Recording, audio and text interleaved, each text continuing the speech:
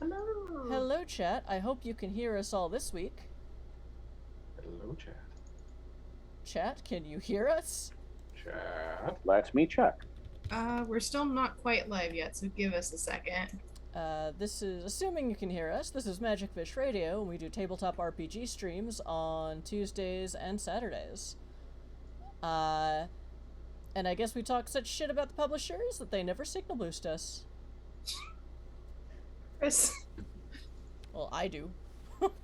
I could hear the main play video just now when I muted here and turned on over here. Whether or not that will continue, unlike what happened last week, I don't know. Can anyone else hear John? Can you?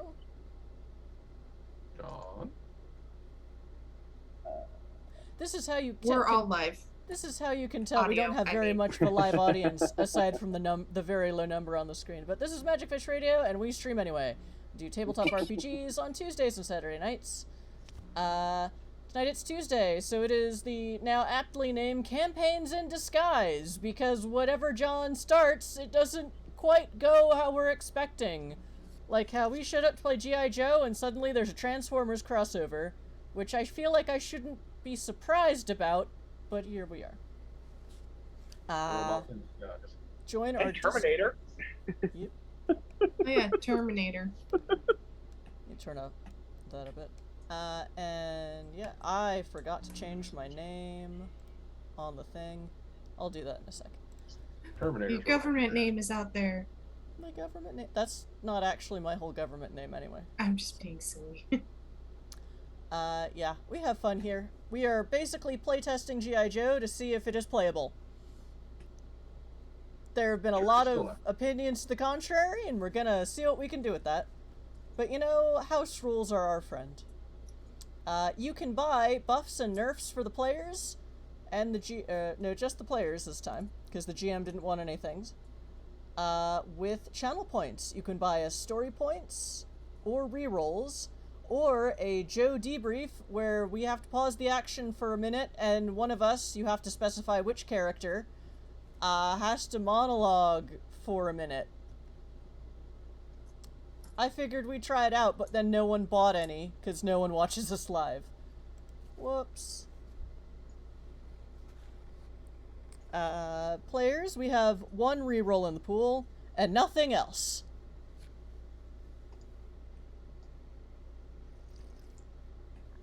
Okay. So yes, please join our Discord, because it's there, and it's fun, and we have the most excellent shitposting channel ever. Thanks to Mercurqui, who's one of our Saturday players. And find out... Oh, thank you. Oh. Sawbones has to do a monologue, but we'll wait till we actually start playing. Is it? Oh goody. Right, I'll think of something. Well, you have until we, actually start playing and figure out where the hell we are. Don't worry, there will be a recap since no one could hear the second half of last game. Because I still don't know how OBS works. Join our Discord, where the things I say make sense because I can edit comments as I go. And catch us on Saturdays where we alternate between Exit to Eden, which is World of Dark, and New World of Darkness in space, alternating with weekends of indie one-shot games, which I think this weekend we're finally playing Caribus the Crystal City again, because Merc got the full Kickstarter package. We're hopping on the train. And then, thank you, Typhonius, for the story point for Babylon and the player reroll. Okay. We appreciate. There's stuff. Thanks. Especially since my dice have been cursed, so we appreciate. I had to switch to Google Dice. Google has dice now. Okay. And with that, John, GM John, take it away. Hello all, and welcome back. Hopefully I'll be able to keep you all engaged and entertained this evening as we drag ourselves back into G.I. Joe, Real American Hero, powered by the SS-20 system, published by Renegade Game Studios. Where this story began is our team of 3 Joes who drew the short straw of being the security detail for General Abernathy, aka General Hawk, I mean, it gave us the chance, well, it gave my character the chance to hear General Hawk actually give the order, bring them to me in chains or bring me their heads, and that, for friendly fire, was priceless. She's like, nah, that has started to make this worth it.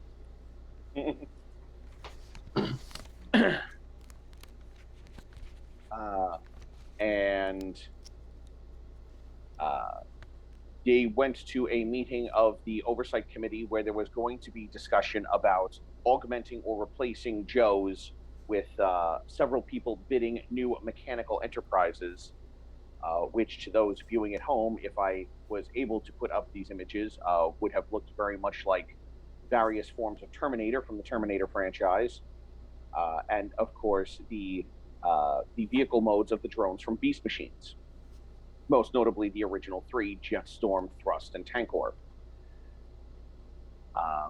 It is during this meeting that General Hawk receives a private communication where he is informed that General Joseph Colton, the founder of G.I. Joe, the original G.I. Joe, was nearly killed in an assassination attempt while visiting the grave of his protege and former commander of the G.I. Joe unit, General Flag.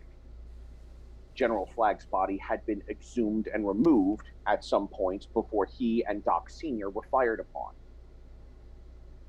The General and his entourage wound up going to a Joe satellite facility here in D.C., which was nearby to where they were, which was the nearest facility to which the General was brought, because you're not trusting a regular hospital with Joseph Colton. Are you out of your goddamn mind?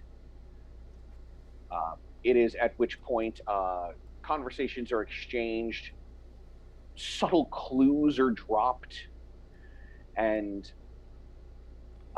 orders are issued, which puts a smile on Friendly Fire's face on a frown on Babylon's, because he heard things that bothered him. Almost a smile. A warm smirk, shall we say. Corner of her lip lifted. Just a micro expression. The three of you headed out to find Field Commander and Warrant Officer Jinx, currently having the site overseen. Babylon calls in an old buddy of his, name of Metalhawk, who shows up and is able to trigger what you are told is a space bridge, or the residual energies thereof. Ground bridge. Ground bridge. You're right. I said ground bridge. Not that was time my fault. bridge. You'd be amazed how often those happen to overlap. Just look at Stargate. Well, I think I know what that. You're not wrong. I think I know what that irregularity in the warp signature was.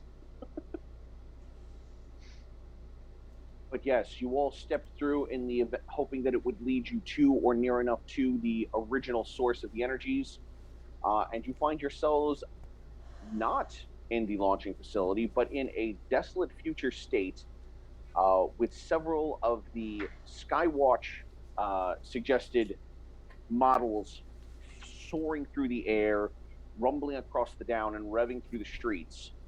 And in this apocalyptic state is where we left everyone.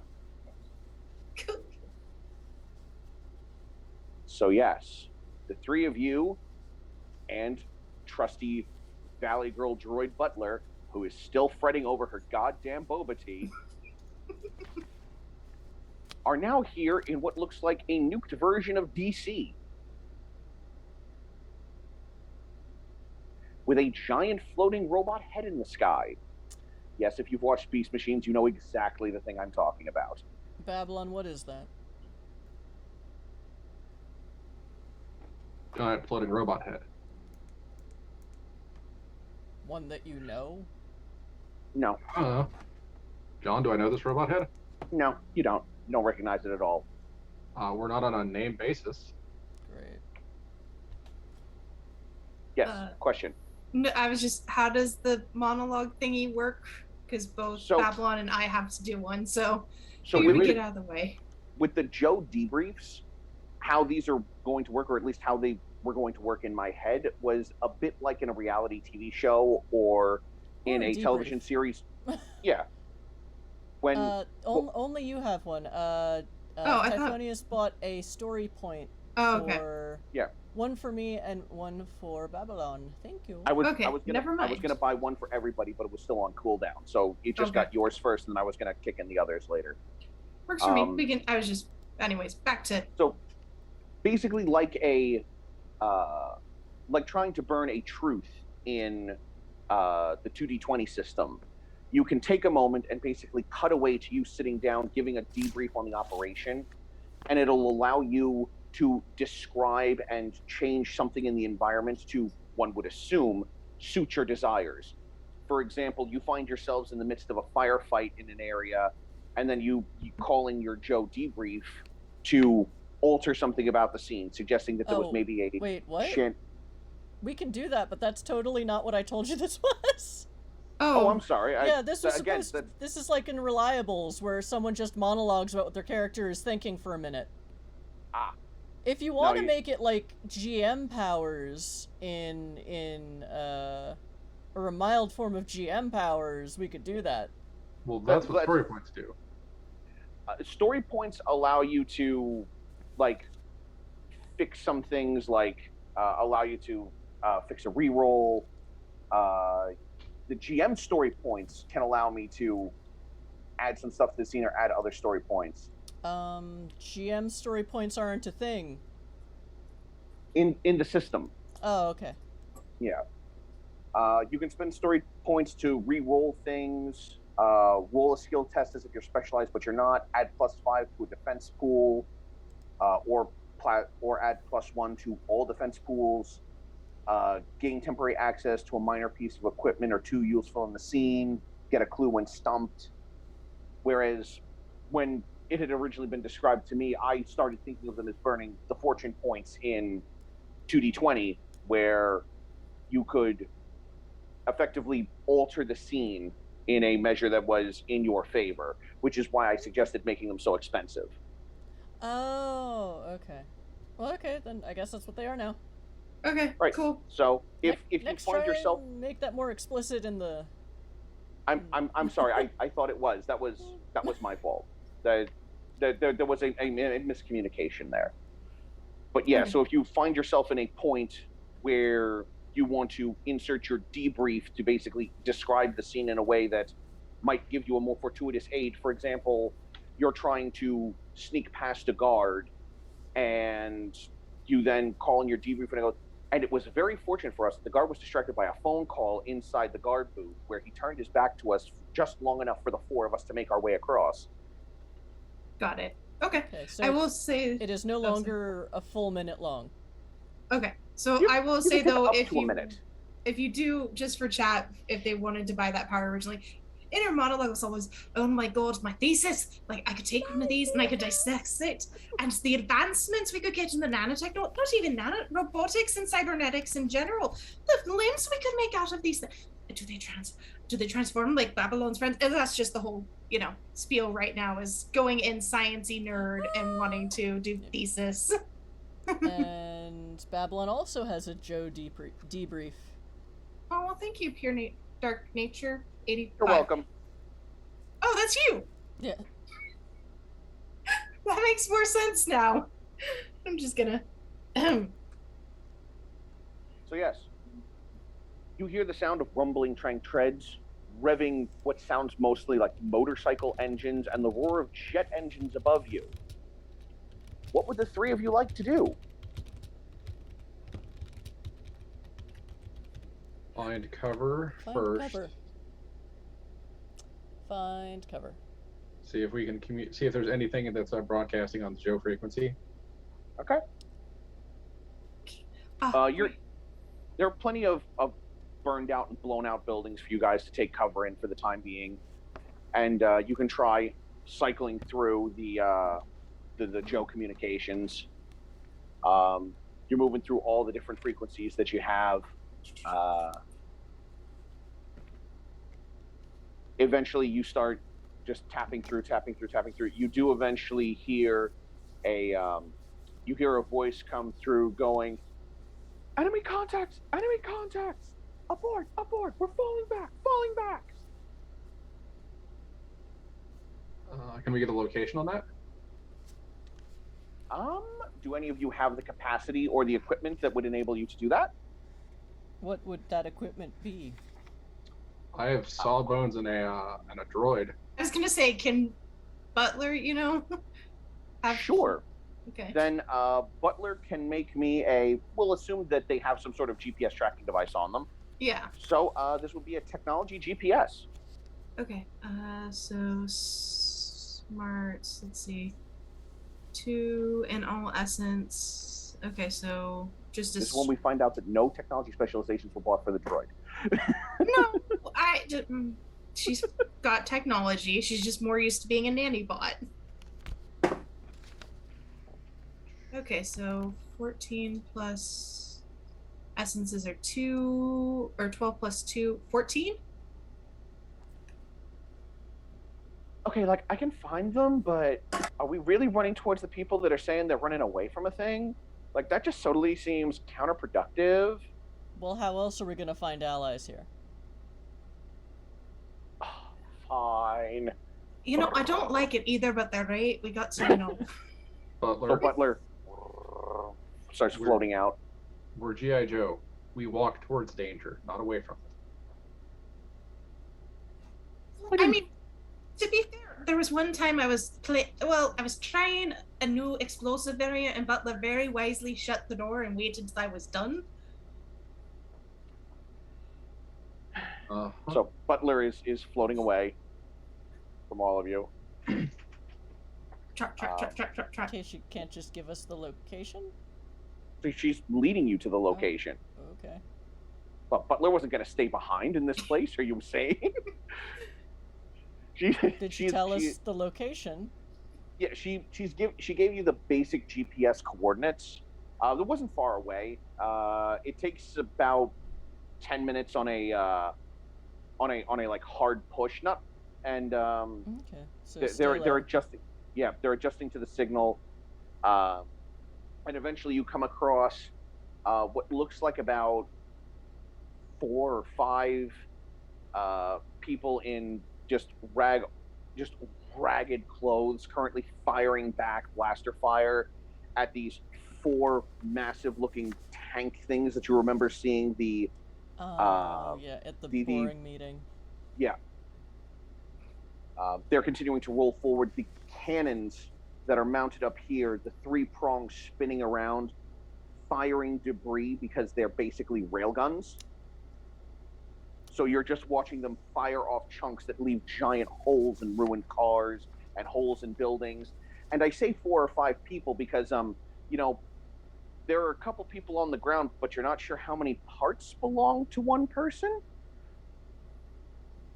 And they are currently firing back on them. Okay, are we close enough that I can check the tanks for weaknesses? Sure. Sweet. I get an edge on smart because I have a checkered past like everyone else in my squad. Edge on smarts when looking for weaknesses, flaws in security, or hidden items. So what smarts is that? Is that technology or alertness? If you were looking for it on a human, I would say alertness. Since you're looking for it on a machine, I will accept either alertness or technology. Technology, robotics specifically. Okay. Would my alertness skill spec in situational awareness? Yeah, I would accept that. Okay. So I have a D2 and a D4 in alertness. Mm-hmm. A skill spec, but I already have an edge, so I'm already rolling 220s. Yes, an edge means that you roll 2d20s, yes. And you take the higher of the 2. Snag would be you roll 2d20s and take the lesser of the 2. And then the specialization means that you would take the D2 and the D4 and roll them both and take whichever one came up higher. Okay. And if you rolled a 4 on the D4, you gain a critical success.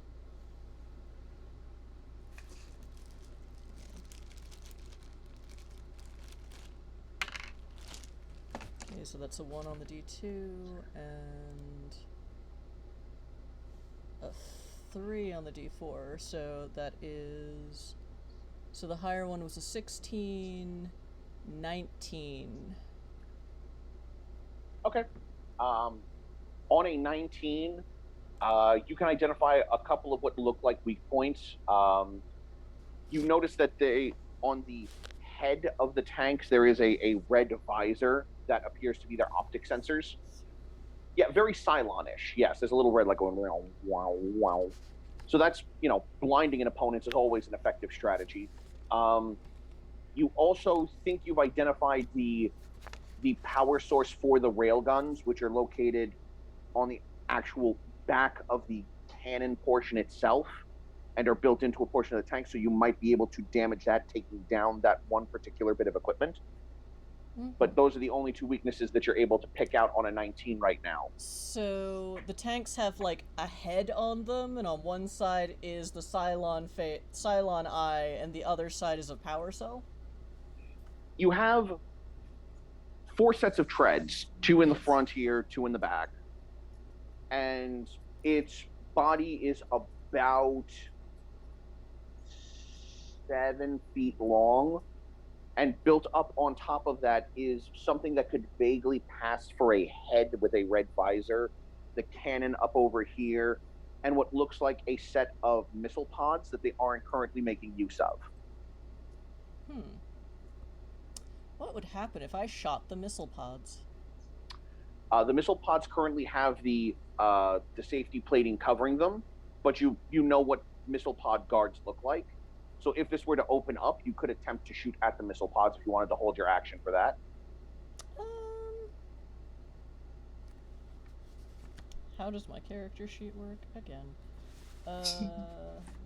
Oh, the joys of learning a new system.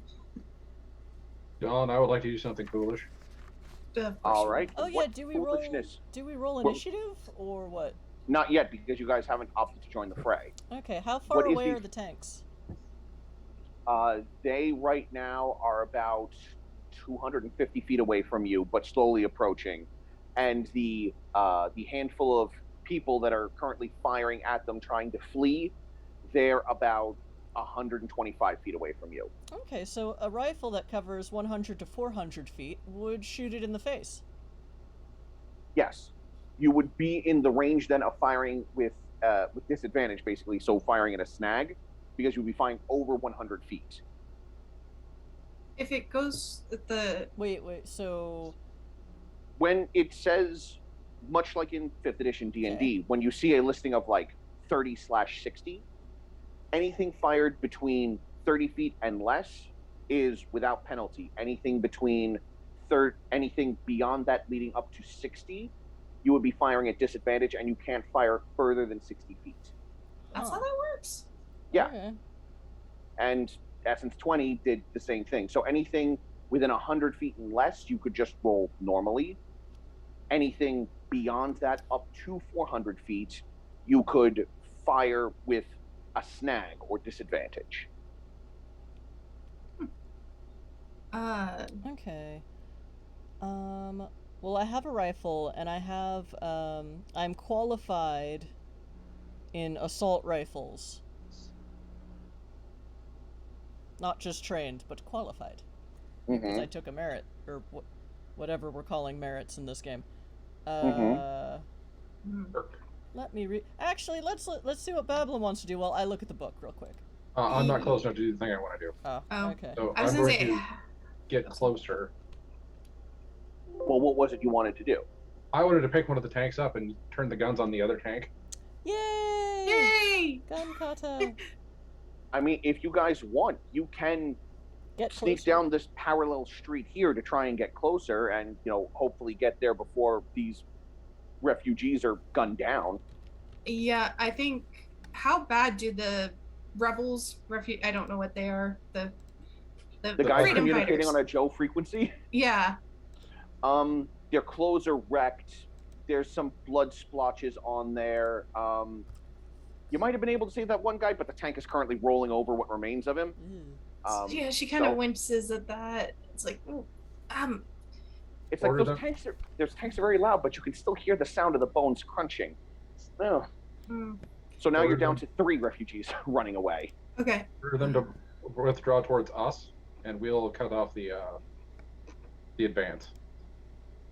Okay, so you want to try and hold this position here until they've gotten past you, and as the tanks are approaching, you want to jump out and blindside them. Yeah, mess them up in some creative way. Okay. So I think if Babylon explains that plan, Sawbones is like, right, you guys do that. I'm going to be downwind and waving at them to come towards me. Don't let them see you, because then you become a target. Well, I meant the ones on the frequency that are supposedly our allies, not the, big bone-crushing machines. I'm not annoyed at you, I'm annoyed that the G.I. Joe book is such a big PDF that it can't, I can't use it and stream at the same time on the same computer. Hooray! What was it you were looking up? I want to know what qualified means. I saw it, I know it's in here, but the book will not book. So, if she gets the okay from the rest of the team, she's gonna give the thumbs up and like start running down towards like another burnt out building. So Sawbones is gonna run into the middle of danger, while Babylon is going to throw a tank at another tank. No. The plan is the people, the humans are going to exfiltrate towards us. Mm-hmm. Yeah. While we wait to engage the incoming fire as soon as the humans are out of the way and we can actually get close enough to engage them. Yeah, so Okay. Sawbones was gonna like go down to a building like a little bit away from us and like kind of motion them to get in here and like not go waving at the tanks like, hey, over here. Okay. Qualified equipment. Yes. Oh, by all means, if you want Does it look like the humans will make it that far? to. Two of them certainly look like they might, but it looks like they're slowing down because the third one took an injury to the leg and is moving a little bit slower. We have something for I that. don't think we have 200 feet, but okay. In that case, by all means. if it doesn't look like the humans are going to make it, I will advance down the street and attempt to attract the attention of at least one of the robots. Okay. As for qualified equipment, different equipment requires different qualifications. You are assigned gear you are qualified in, such as from your role and general perks. Depending upon the equipment, you might need to make a choice, have limited access to a selection, or need a specific item. So qualified means that everything that falls under this category you are capable of using, by comparison to limited qualification, which means there are certain things under this category you are qualified to use. Okay. Does that make sense? So it doesn't give me any bonuses, it just allows me to use the weapon without penalties. Yes. Or without the bonus additional penalties. Yeah, the bonus it gives you is you can use this. You know how to use this. Instead of going, what's this thingy? Makes sense. Yeah, I would probably follow Sawbones. You stay here and do what you were going to do with the humans. We're going to see and make sure if we can get them that far. I'm going to sneak while they're looking at Babylon. I will try to get close enough to rifle at least one of them in the eye. I have multi-attack. I approve. Or I have 2 attacks per round. I do not know how this works yet, because this is our first combat. So, in that case, let's get everyone's... Initiative? Yes, we're going to be rolling initiative right now. Okay. Yeah. And initiative is a skill listed under your speed rating. And remember, if you have not bought into a skill, and that includes initiative, you roll it with a snag or disadvantage. 8. That's not D20. And my G.I. Joe PDF just crashed. That is a common problem with the G.I. Joe PDF. Yep, as I have just learned. Oh, don't forget, with Zargos's and mine's education, we have another 2 story points in our pool this session. Okay, story points for who? Because those are for specific Everybody. people. It's the team. No, that's not how they Nope. work. I put in one for Sawbones and one for Babylon. Okay. We both have the educated perk, which means we add an additional one to the pool of story points, which means that pool, at least for our 2 ones, can be added to anyone's action. Yeah. Okay.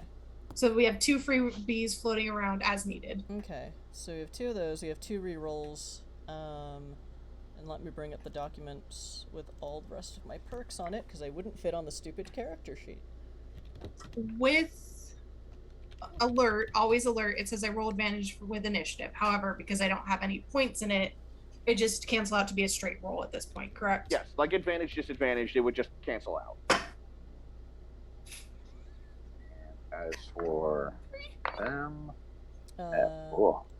you guys suck. Oh, okay. Oh, I suck. Ready for anything. You may be, well, not incapacitated. Or, no, that's not a surprise. You gain an edge on initiative rolls and may roll brawn or might instead of initiative to determine combat order. So let me look that up real quick. This is why I copy-pasted all the stuff I needed to know on a Google Doc that was not a PDF. Woohoo! Go me. Fair. The thing is, I don't have this trouble on my iPad. It's only on the laptop. It's doing it on my desktop. Yeah, it's did it on my desktop too. That's why I had to get frustrated on camera. You see, I just attribute it to my laptop because I've tried running Discord from my laptop and it just doesn't work terribly well. Like if I'm, oh, not Discord. We're not using Discord. We're using Zoom. No, but what I mean is like, it would keep crashing if I tried to do video and audio, so I would have to keep cutting out my camera because it would. That's the only way it could handle doing it.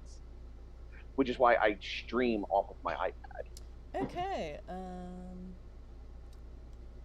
I'm going to roll might for initiative instead of initiative, because I can do that.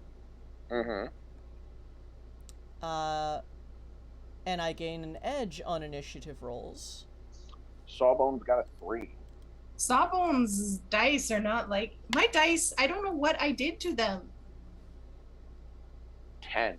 You opted to play G.I. Joe, is what you did. Okay, that shouldn't extend to my World of Darkness dice. And I roll a 14. A 14, alrighty. I think. I'm gonna open my window fully tomorrow and put them all in the sun and let them absorb the good vibes. That should make them happy. Don't you live in Texas now? That may Yeah. backfire on you. We're golf Never dice. mind.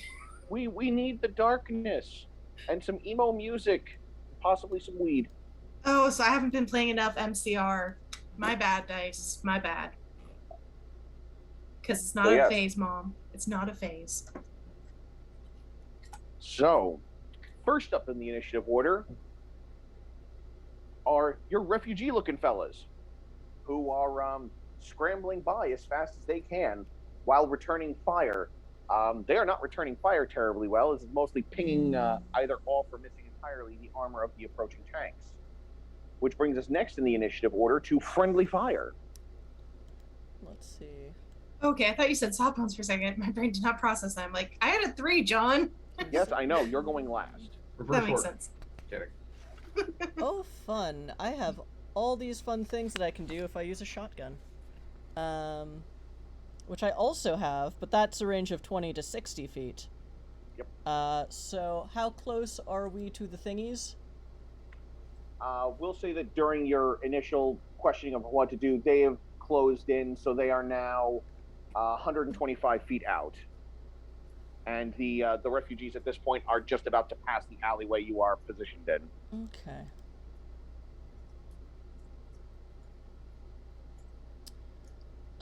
I get an edge on all my attacks with a shotgun or machine gun. Oh, okay, so I'm going to turn on Reckless Abandon. Okay. Because I can. Which gives me a gain 2 on all strengths. So that's not +2, that's additional 2 dice? Or no, that's 2 levels up on dice. Yes, if it's a 2 and then an arrow, it's a 2 upshift on the die you would roll. Okay. So, for example, if you would normally roll a d4, that would go up to a d8. And my health goes up to 9. Mm-hmm. And if you're ever curious about the dice shift ladder, I did put the image of that onto the resources page on Discord, so that you can always count up or down to the the appropriate component, including reaching up to auto success or auto failure.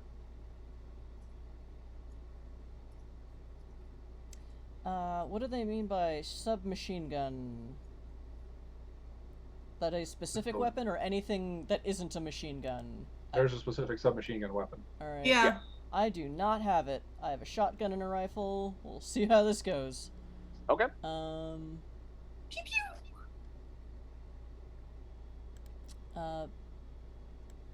Yep, I'm out of range for a shotgun. Oh, for Christ's sake. Well, the submachine gun only goes to 80 feet too, so... Okay.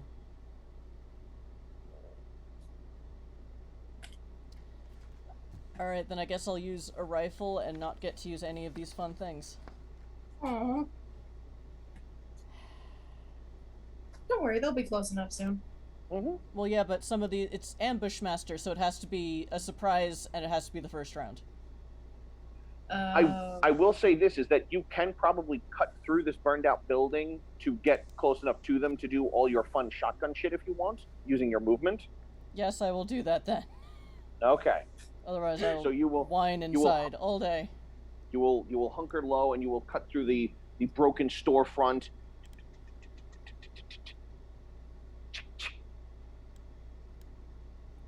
Okay. Kill Bill siren. Then I'm gonna... So, are they... So there's 3 of them or 4 of them? There are 3 of them. Okay, is it one in the lead with 2 behind, or are they in single They're more file? or less equidistant. They're more or less single file. Okay, then... One next to one next to one. They're rolling down in a line. Then I'm gonna hit the second one. Or first I'm gonna try and shoot the second one. Okay, you're gonna try shooting the one in the middle? Yeah. Okay.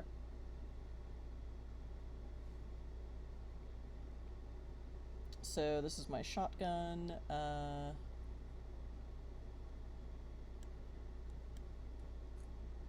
was just looking at it. So that is... I'm sorry, this is a new character sheet. You made us 15th level, so I have all these things I've never used before. So I get 2 attacks. I get an additional attack for using a shotgun. I'm surprising an enemy. I have already called Reckless Abandon. Sorry, chat, this is a very new sheet to me. Yep. Hey. Again, this is why I asked if you guys wanted to do high-level operators or lower-level PCs. Okay. Shotgun, multiple target attacks. May affect 1 additional target. Okay.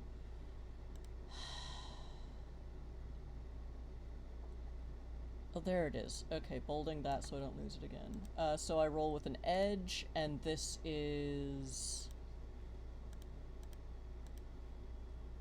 this is targeting?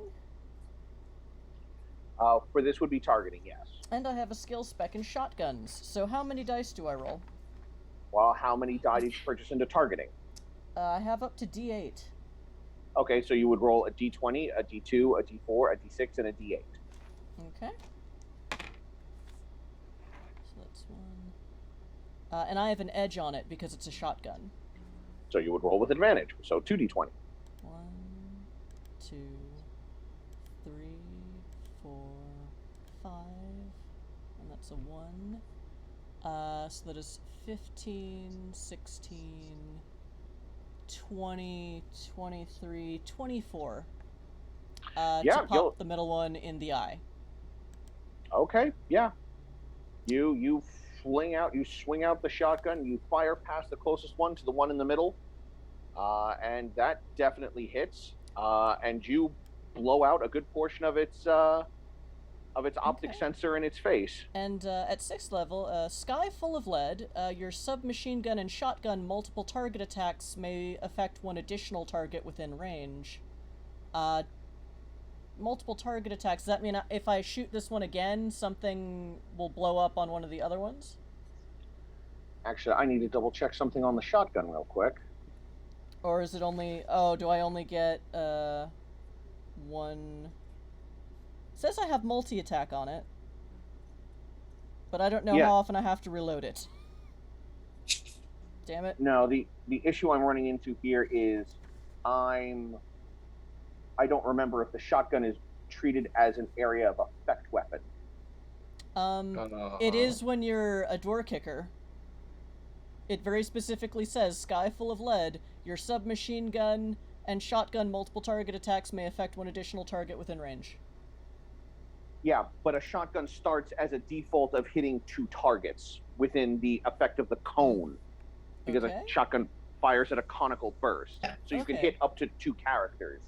So you turned the shotgun, you basically caught the unit on, from their perspective, the right, the one in the middle, and then some of it carried over into the one on the left. So you basically turned your shotgun and your ammunition went a little bit further and started pinging against all of them. Okay. Then for my second shot, I will also shoot the one in the lead. And shoot at his eye. Or try to. Okay. Because I have 2 attacks per round. Actually, I might have more. Hold on.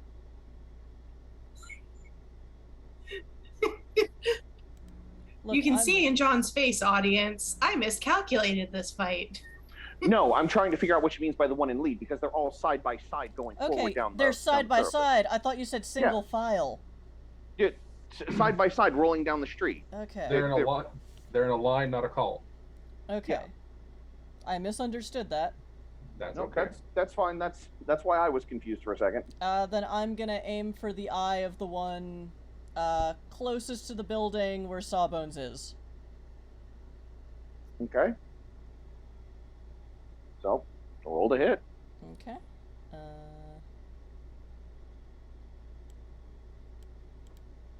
And so that's a whole bunch of dice again. Can I just roll these again? Yes, I can. Ugh. I fie upon you, dice. That is only 5, 6, 13. That's only a 16. Oh no, that's only a 17. That still passes their toughness. Oh, okay. Pop. So you turn, you fire again, and because you get that bonus to hitting a third target so long as they're in range of your shotgun blast, again, the shotgun, the buck carries through all 3 of them. You have damaged their cranium cases quite sufficiently, and all 3 of them are now well, one of them does not have any optic sensors at all. The other 2 are slightly more aware, though one of them has like no depth perception on the right now. And also, when I surprise an enemy, I gain 1 extra attack with a shotgun or submachine gun. Does that mean I get a 3rd? Yes, you do. Fantastic! You wouldn't know it to look on her face, but friendly fire is in her happy place. Because she is doing something she is apparently trained to do. So I will roll all these dice again. I was gonna say, she spent all last episode having to make sure Sawbones didn't commit political war crimes verbally. Okay, so I got a 4 on my D4 and a 2 on my D2.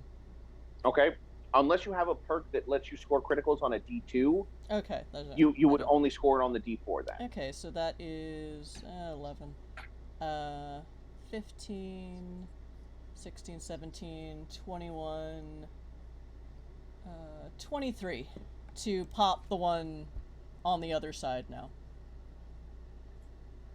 Yep.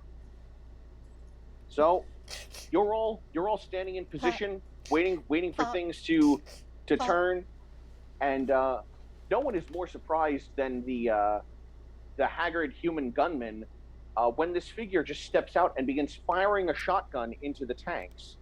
The bullets ripping through optics and spattering out what passes for control modules, and all 3 of them just wind up rolling dead in the street as 3 shotgun blasts basically decapitate the 3 drones. Come with us if you want to live. Ooh. That's really hot. Follow me. She just runs. You got medical attention if you come with us. How about that? You guys are really well dressed for Resistance Cell. Oh, it's a story. We'll tell you on the way. No, we won't. Less talking, more running. Okay, where are we running to? Stops. Yeah, suppose you're heading back to your base of operations. Babylon hasn't yet moved. Sorry. I'm the door kicker, though. Okay, you three. Where is your base? We were moving towards exfiltration. The base is it's another 5 blocks down this way till we reach the escape copter. Okay, let's do that then. Okay. Can I pick up the straggler? You said is it just 2 of them now, or is it still 3 people? No, there's still the 3. The drones did not get their chance to finish off the wounded one. I pick up the wounded one and we start running. Friendly? Hmm? Why don't you let me do that, since, I'm actually stronger than you are? Oh, right. Right, Butler, watch your backs. Be my guest. And she points to the robot. Okay. Great. Beautiful, darling. But does that get a reaction from the Resistance, by the way? You have drones? Oh, made her myself. She's a delight. Oh.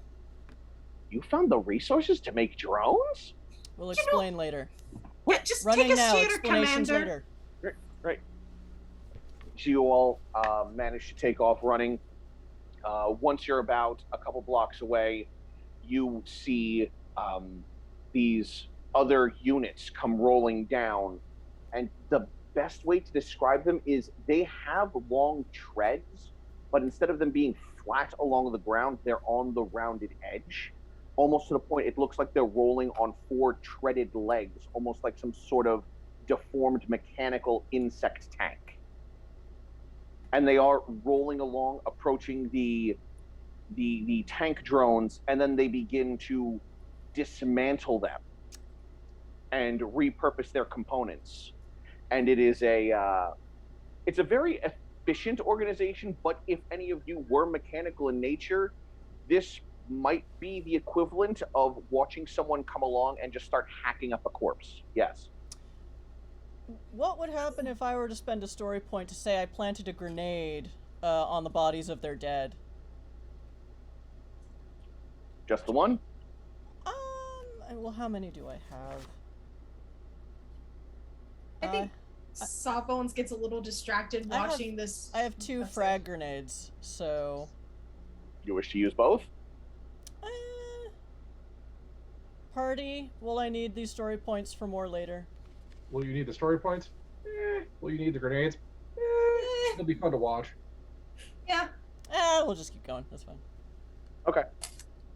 It's just it's that they're on spindly insect legs. She wants to know what happens if there's an explosion underneath one, but she'll see that later, I'm sure. Yeah.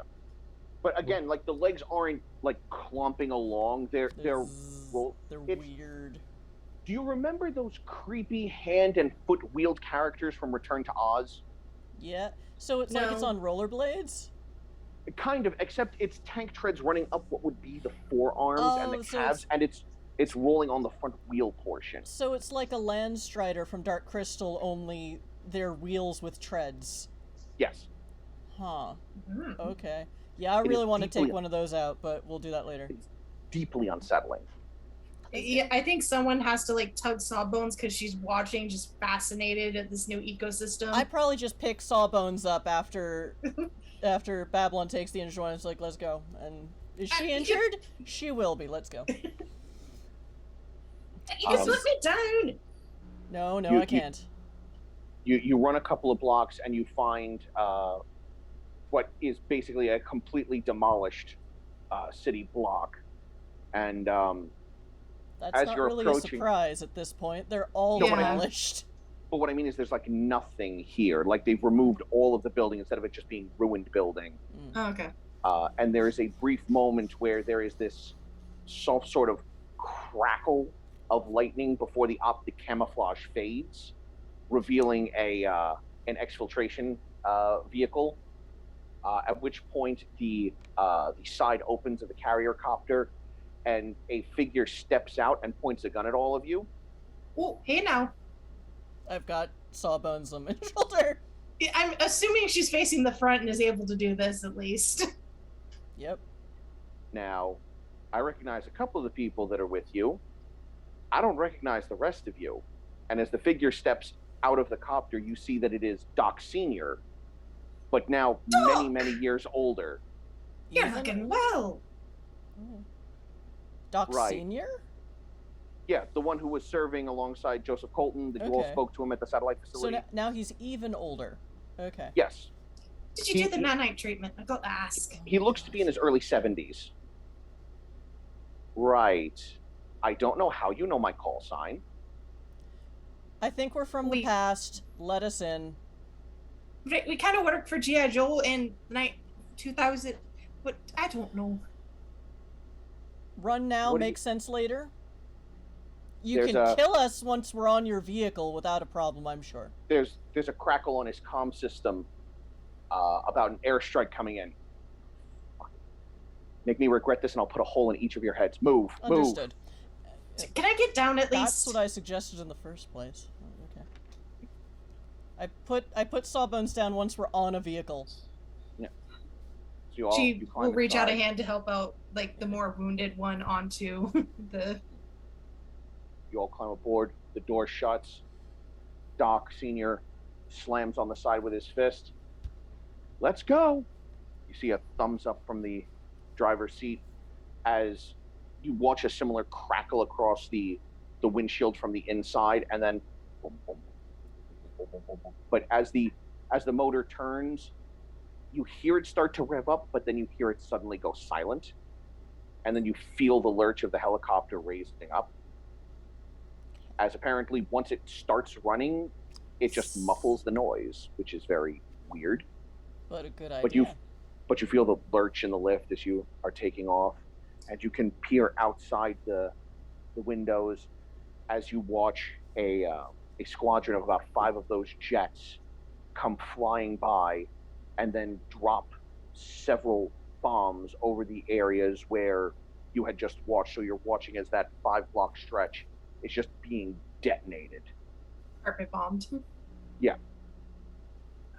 So were the evil robots hacked, or was this their purpose the whole time? So Doc goes over to start tending to the injured Joe, which You want a hand? I'm fine, thanks. You 3 can just sit over there for right now. Just trying to be... I just sit cross-legged and chill. Yeah. Someone will explain this to me eventually. And it's only when this figure pulls off the wrappings that were around their face that you see that it is Field Commander Jinx. Jinx! Hi, right. We're gonna settle how you know all of our code names in a minute, and why you all don't look like you've been fighting a war for the last 30 years. Oh, because we haven't been. We just got here about 20 minutes ago. Right. Okay. Super. We work for the Joes. Well, in the past. I guess Yeah. it's the past. So did we. I don't recognize any of you. What was the name of the guy, of the Joe that got, grave robbed again? I didn't write it down. General Flag. That was General Flag. So, So Great. we were just in 2022 where the body of General Flag was stolen out of his grave, and we found a technologically created wormhole, and this was on the other side of it. The 4 Joes you can see, or no, the other ones that take off their wrappings, you don't recognize them. They look much younger. They all look at each other a little bit confused before looking at you. So you say you're from 2022, and then we're shunted into the future. Yes. I blame him, points at Babylon. I don't. That's interesting, because this is 2015. So, okay. So Alternate instead of... timeline? I'll look over at Doc. Are you a dire wraith? What? That's what I thought. Okay, we're in a parallel reality. Okay. Well, that sounds about right. What? You know what? That's not even the weirdest thing I've heard ever since this happened. Me neither. So, just to be clear, we're not in the future where we hopped over a realm and said, "Oh, hello, we're gonna futz with their timeline." Because in our timeline, someone's about to decide to make all these tech monsters. Well, yeah, and she'll gesture. I mean, not as helpful as this one that I made, but you know, the one. No, I mean, I'm motioning to outside. Oh, okay. So I didn't know where friendly fire was pointing. If she sees friendly fire pointing, then I don't look a good bot in the mouth these days. I don't know if she would have made Butler with a mouth or just like a little vocal box smile thingy. Okay. Did you give it the C-3PO treatment? She probably would have, cause yeah. I assume it has it has a painted on smile like. Very Valley Girl, very Yeah. Elle Woods. Okay, so that's interesting. So you're saying this all started 30 years ago, so whatever those fuckers were that were presenting this tried to replace Yujos in 1980? 1985. They weren't trying to replace G.I. Joe. They were trying to phase out a lot of other branches of the U.S. military as well. Oh, they just started with Joe's and ours. Yeah, we've seen. G.I. Joe was still a top secret organization back then, before we wound up pulling out of the U.S. government because of the rampant corruption and the fact that we needed to stop having our hands tied to save the world. That hasn't happened, so you just sidestepped the jugglers entirely. Why didn't we do that? That just sounds so much more effective. Well, we also we had to pull out after General Flag shot the jugglers. Glad to know they exist in multiple timelines. I'm not either, but I like that idea of General Flag shooting them. So here General Flag is alive. Or was. It depends on your definition of alive. Mine's flexible. What'd you do? Stick him with a cybernet at heart or something? He was a corpse. They're gonna need to do more than that. Corpse? No. I mean, there's a lot of machinery keeping him alive right now, but, definition of alive is something else altogether. Because in our timeline, he had died about 20 years before we got here, and someone had exhumed his body without permission, and then shot at, Founder dude. General Colt. Yeah, shot at General Colton, who had gone to the grave on the anniversary of his death to mourn him, as one does. Oh, and they shot you too, points at Doc. Yeah, you were there too. Okay, I'm not that particularly close with either General Colton or General Flag. This will be interesting. You're just telling me the differences. The helicopter lands about a half an hour later. And as it is descending, you can peer out from the windows and see as these two panels in the earth just start to shift, dislodging dirt and rock from on top. And it looks like the entrance to the pit, but you shouldn't have been able to fly to the pit in a helicopter from DC. So the pit should be located, in Nevada, as far as you understand it. Yeah, that's the thing I'm focusing on right now. Are we in... How can we be in Nevada? Yeah, okay. Yeah, just I'm throwing it out there to help explain the differences. So another underground base. You all wind up landing... Other underground base. into what is their version of the pit, where you are watching... one of the things that catches your attention most of all is as you're descending, you see a lot of very familiar vehicles, about half of which shouldn't be in a Joe hangar because they're Cobra. Oh, Sawbones takes definite notice of that. So do I. The panels close overhead as you're descending. The motor becomes audible again. You see that little crackle of lightning over the windows as the active camo ceases, and you land. The doors open, and several medical members come in dusted coats and ruined pants, and it looks like people who've been fighting a war for 30 years, a la, the future war components of Terminator. Yeah. And as you are all stepping out and they're coming in to grab the injured and get reports, you start recognizing a lot of people, including people that probably shouldn't be serving alongside each other and asking questions. But this is the worst timeline. Yeah, I was gonna say Sawbones would lead over to friendly fire before what I think is about to happen. Those vehicles, you recognize them too, right? I mean, it's not that much of a stretch. If it's now humans versus machines, they're gonna bury a lot of hatchets for the sake of survival. No, I was thinking the same thing. Just wanted to be on the same page before, Cobra Commander shows up and says, "Hello, welcome to my base. Would you like a biscuit?" Well, technically, I didn't realize I was Cobra, so I learned a lot about this after the fact. Yeah, you watch as Doc Senior gets out and starts speaking to a Cobra field medic who Sawbones you might recognize as being called Bleed Out. Bleed Out? I haven't been called that in ages. I'm sorry, who are you? Name's Soulbones. You can call me Soulbones. You know, we kind of know each other and passing through a weird fever dream. Yeah, I need to take them to go speak to the Command Council. The Command Council? All right, good luck with that one. They're pretty pissed. We've been getting a lot of bad reports, especially after what happened to the Crimson Guard. Why? What happened to the Crimson Guard? Russian cells completely wiped out. The Mir system got them. Damn it! What about Lady J? She was there serving with them and the rest of her unit. Communication was all lost. As far as we know, everyone was wiped.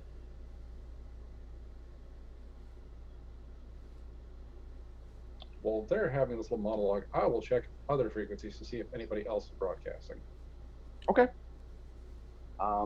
You try you're not getting any frequencies inside the base. It's possible that it is currently radio shielded. Yeah, I was gonna say I think Sawbones is looking around trying, with her technology background to see what sort of shielding they got going on, because if these robots are as advanced as they are to where Cobra and G.I. Joe and everybody else had to band together, how are they keeping this base off their radar? As you're looking around at some of the tech being used, you do recognize the designs of these vehicles as being, hiss tanks and ice claws and everything else. But what you're also noticing is that something about their design and their tech looks older. Almost, they look like advanced technology that was created in the 80s rather than advanced technology that was created in the 2010s. That makes sense given what we've learned so far. So she just kind of she doesn't leave the group because even as curious as she is, she's not stupid enough to wander off and get shot. Yeah. So she's just peering at it and whispering to Butler,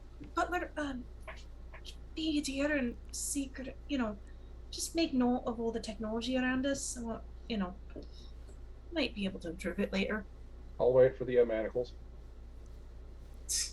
Yeah, I'm basically also just attention. Yeah. We're going to have to request that you leave your weapons here, and then we're going to bring you in to go speak to the Command Council to see how to proceed. And you watch a couple of people that are wearing MP badges, including Law, but not Order.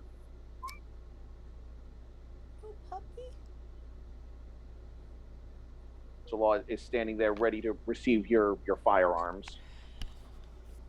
We put them in the box. I know exactly what's in here. Yeah, it's got, I didn't write down any knives, but I'm assuming I have them. Yeah, I'm assuming pistols, rifle, I assume this is Shotgun. very much. I assume this is very much friendly fire going through that sequence in action movie. Katana. Rifle, shotgun, knife, all of them. Derringer pistol out of here. Oh, boot knife. Yep. Hottest knife. Unstraps the katana and pulls the bazooka. No trench. We don't have trench coat space in this system, I think. We don't. But yeah, a couple of some grenades, and she's like, "Do you have like a basket or a box?" Yeah, we have a cart that we can take all of your equipment in. I'm gonna need those back. Yeah, they're watching. It's like, when was the last time you saw an operator with this much equipment? When was the last time you think we could afford to have this much equipment? Yeah, I think Sawbones, like, she has a little, like, leather bag, and she kind of reaches into it. Let's see. There's the poison. There's the scalpel. Oh, and, like, digs around in the bottom, like, pulls out some notes. I do need those. I'm going to put those back. Those aren't weapons, obviously. At the very bottom, she, like, picks the gun up and is, like, holding it like this and hands it out. It's just, like, a little pistol. Okay. And then takes her notes back. Any issue with surrendering your equipment? Babylon will actually step out of his armor because his cannon is mounted to the shoulder. Mm-hmm. Oh. Oops. And it's like, you don't have the hands to actually, there's not enough of you to actually physically carry this gun. Yeah. Because it's an artillery cannon. Yep. Yeah. We're gonna need a bigger box. Yeah. One more thing. And then Sawbones, like, I'm sorry. And I'll hit the clicker on it so that it. Beep, beep. And once it closes, you hear the car alarm go off. Beep, beep. Yeah. And then Sawbones is like, oh, one thing. And then, like, Butler has, like, a little keypad on their, like, chest, puts in a code, pulls out, Butler's own handgun and holds it out. There you go. I leave my armor on, which is my leather trench coat. Mm-hmm. But there's no weapons in it inherently, just me. It's not like Babylon's not scary on his own. It's like 7.5 feet tall. Yep. I remember seeing plans for that in the tech labs. I'm a little jealous you actually got one. You should could see have my used other. We could have used a dozen or so of those. You should have seen my other suit. So Doc Senior leads you along, followed by two of the MPs. One of which you notice, because they're not even bothering to hide it, has a Cobra logo tattoo here on his neck. This is the worst timeline. Yeah. None of this phases me. Yeah. Sawbones is, like, looking like she really wants to ask some questions. Looks at Friendly Fire, gets the head shake, and just, like, sighs. She gives an imperceptible nod and some other hand gesture that says, "Not now, but soon." She figures she's worked with Friendly Fire long enough, so she just sighs and just keeps making notice of, like, so Cobra, obviously, Red Army, what about anything Chaos? Or Iron Army, for that matter. Iron Army, sorry. Okay. Not that you've noticed yet. Okay. Step 1. The Russian version of G.I. Joe is the October Guard. They were wiped out in Russia alongside Lady J and some other friends. I assume the Crimson Guard are the Cobra Special Forces, who theoretically could have also died in the same location. Yes. Gotta keep my everyone bad. color coordinated. Yeah. I was trying to figure out the other two. I can't remember the other two The terrorist Iron Army organizations, and but Chaos. yeah, Iron Army and Chaos. So she's just looking for any signs of those because she can clearly make out Joe and Cobra. Yeah. Yeah. So she's Ironically, so Friendly Fire's story is she was working for Cobra without noticing it because they were still taking out bad guys, but Cobra's enemies bad guys. But what I'm seeing here is mostly Cobra. You're seeing Joe and Cobra in roughly equal measure. And then a bunch of faces you don't recognize because, history change. Yeah. I have so So you were all head. It's like true thesis. The three of you were led into a side room and go, please wait here for the command council. And as you all step in, there is a figure there in a blue leather jacket that is open, and he has on black trousers and well-worn black boots, and he's just sitting there with his legs up, and he's just sort of playing with a crystal ball in his hand. And he just spins it a little bit on his finger like a basketball before catching it again. Well, come on in, folks. Have a seat. Is it sciencey in any way? No, it just looks like a crystal ball. All right. Yeah. Since he said, "Come in," Is he facing away from us? He's just sort of like staring at the wall as you're all coming in. Like he turned his head briefly when the door opened. Come on in, have a seat. And he goes back to playing with his crystal ball. Do I recognize this guy? You know what? You would have seen him at some point when dealing with other. Actually, yeah. Now that I think about it, you were being manipulated by Cobra, so yeah, you would have seen him, and you would have heard people refer to him as Psych Out. That's promising. I probably wouldn't have worked with him. I don't know. I'm trying to remember who did the nanite stuff. Was he Cobra, or was he one? He was Cobra. Okay. He was Cobra. Yeah. Psych Out is one of Cobra's chief psyops operatives. I figured with a name like that and the crystal ball. Yeah. Yeah. But he's very on the nose. Yeah, he specializes in psychological psyops, not psychic psyops. Okay. The crystal ball is just a toy gimmick he's playing with while he's bored. His fidget spinner. Pretty much. Right. Well, since he said, Sawbones just takes a chair and sits and leans against a wall. I just sit down. Actually, no, I remain standing. So what you in for?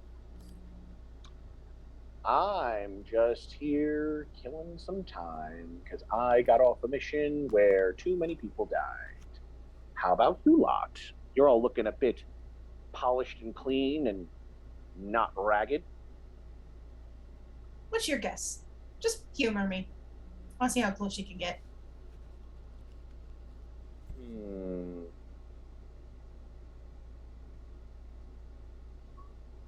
I'd say cryogenically frozen like that guy we found in Germany, but probably not. You're all way too healthy looking to be coming from another cell, and you're way too human acting to be part of the forces of, yeah. No, not sure. Little hard to read people that still read so normal when normal got shot in the face so long ago.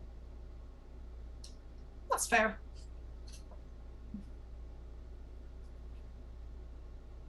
Forces of what now? Well, you know, the other mechanical army trying to take over the world. They got a name? Skynet, Terminators, murderous droids, started making ones that wear human skin. Question, GM? Is this the guy who's debriefing us, or is this another guy in the same room? Another guy in the same room. Just a guy in the same room. Sawbones just thought, fuck it, may as well ask. Can't hurt. Yeah. He's just having a conversation with you, as far as you can tell. Okay. Alright, good to know. Butler, make a note. You're not allowed to do human skin. No offense. Like, ew. Why would I ever? It'll eventually sag and get wrinkly. Whereas here, I remain smooth and shiny and perfect. Smart girl. Damn straight I am. It's weird to have a machine not trying to kill me. You have no idea.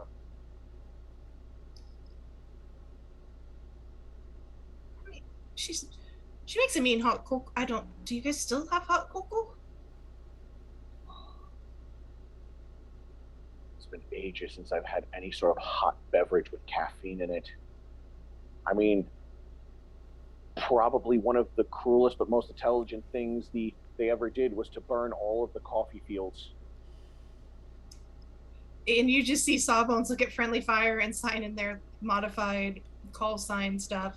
Worst timeline ever. That's right. I forgot they did that. That was good, right? Horrible. Friend the Fire gives her a don't do that. Does not work for you. And just kind of shrugs. Fine. He sits here shooting the shit with you guys, just asking you, like, you know, what seem like completely generic, just sort of normal killing time questions.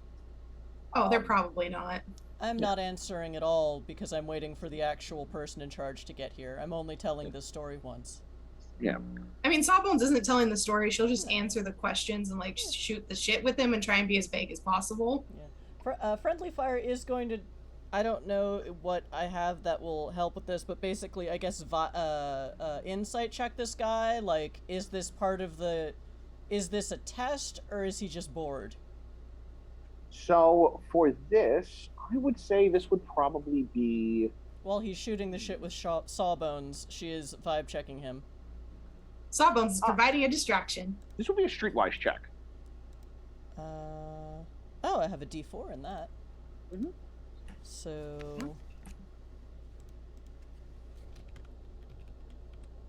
Better you than me. I have nothing. Alright, do I... Let me double check that I don't have any edge on this. No. You know what? I'll say that you have an edge because you're familiar with a version of Psych Out. Oh, okay. And, you know, after the Joes revealed to you what was really going on, you were able to, like, pick out more of his subtle, manipulative cues. Okay, a D4? Ooh. That is a 21. Okay. With a 21, you're able to pick out it. It's his eyes that really give it away. Like, his face is pretty stoic or is giving away, like, blasé. Reactions that his face is blasé, his eyes are calculating. A little bit like that. He's giving very practiced physical responses, smiling, you know, weird quirks when necessary, but you can see the eyes constantly processing. And there's a bit where he makes eye contact with you, and you get the impression he's like, "You're reading me. People don't normally read me. Interesting. That tells me much."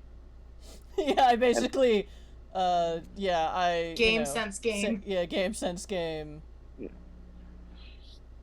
I give away game sense game and give away nothing else. You watch him just. Is Babylon interacting with him at all? No. Babylon has decided that this particular level of comic fuckery is not something he wants to deal with right now. Okay. Sawbones has to let out her energy some way, and this is the most harmless way to do it. And as per usual, Friendly Fire is making sure Sawbones does not get shot. About 15, 20 minutes later, there's a knock on the door, and a couple of MPs bring the three of you into a large chamber with a circular table around which there are about a dozen or so chairs, more than half of which are empty. Oh, they miss vibes. There's enough space vacant around the table for one chair, but that is currently occupied by a large, what almost looks like angled metal cylinder with a plexiglass screen in which you see a man's face. He looks to be maybe in his like 50s, early 60s, brown hair, a little bit of gray. It doesn't take you long to recognize this face from portraits. This is General Flag. Oh. And there are other figures around here. Some of you are expecting to see, some of them you're not. You see one woman with long dark hair, pale skin. Awesome shoes. Maybe not so awesome in this timeline. Oh, Baroness. And glasses. You know what? She looks a little bit like Baroness at first, but the hair's a little too brown and she's a little too young. And there's this long scar down her face. Signs to Friendly Fire kid? Question mark? Because she's assuming. Yeah. When you do hear her speak, she speaks with a very heavy Scottish accent. Oh, okay. Was that her boyfriend? I forget. Destro in the comics is Scottish, whereas in the cartoon he was. I don't know if the implication was for him to be black, but they had a black voice actor for him, and they didn't even attempt a Scottish accent, so open to interpretation. Okay. There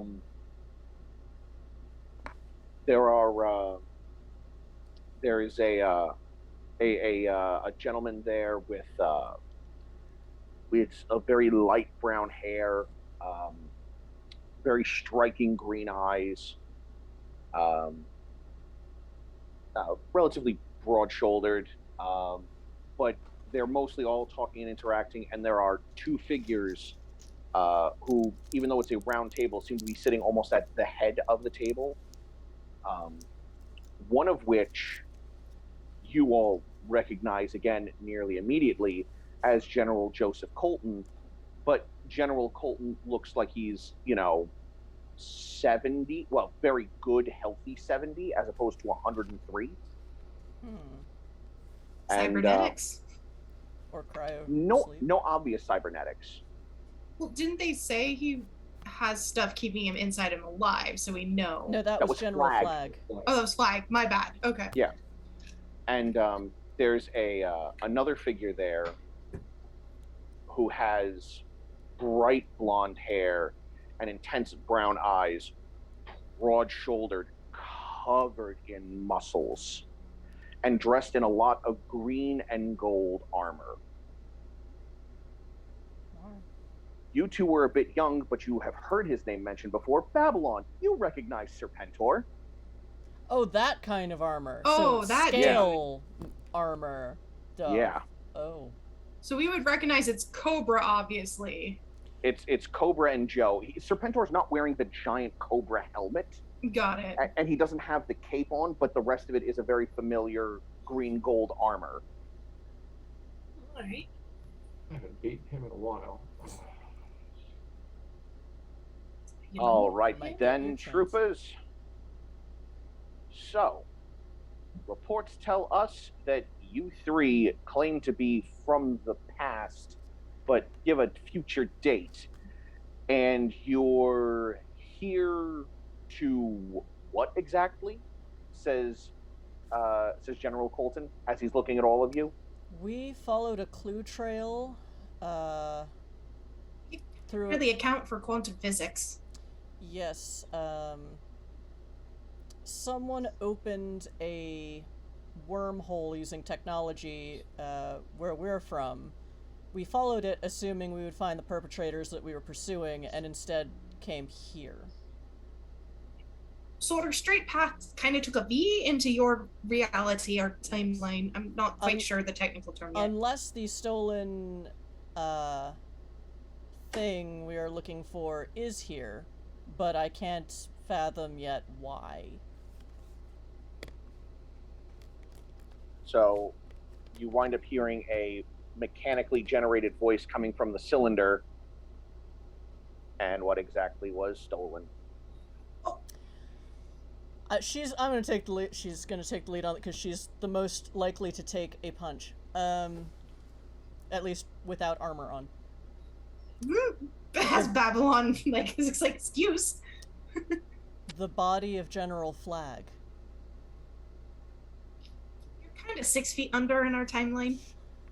There's a point where everyone just stops and turns to look at Flag, and Flag, apparently unable to actually speak with his own mouth because you never saw his lips move, just sort of quirks an eyebrow inside his cylinder. I'm not familiar with alternate timeline theory, but that's the best I can figure.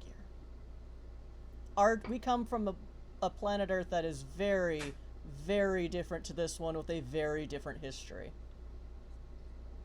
Where the monster robots that we had to deal with outside are only just now being proposed to be built by the juggler, or to the jugglers. This hasn't happened yet, but this is a good indication that we should nip that in the bud.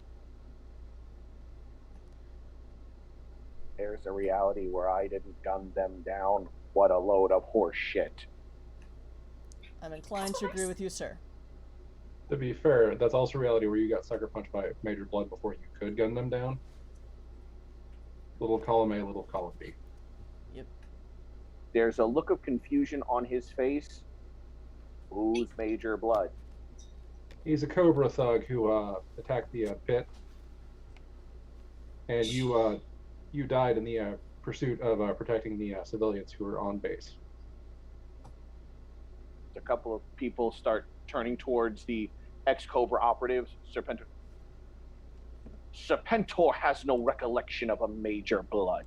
That's why we said it was an alternate timeline. Yes, very different history, sir. And she winces that she just called Serpentor sir, but she's like, you're gonna go with it. Yes. And Oi, psych out! Get in here. Now, in our timeline, we're not friends. We're all enemies. yes. No, yeah, it's, we kind of figure the enemy of my enemy is my friend in this universe when, you got big, scary robots trying to eat you. So we Yeah, have for no the most problem part. working for you while we are here. Well, I mean, some of us did kind of. Anyways, that's not important. So,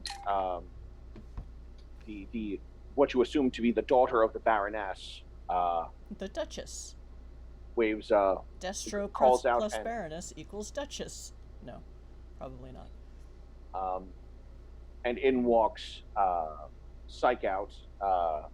He's buttoned up the jacket now, so he looks a little bit more professional.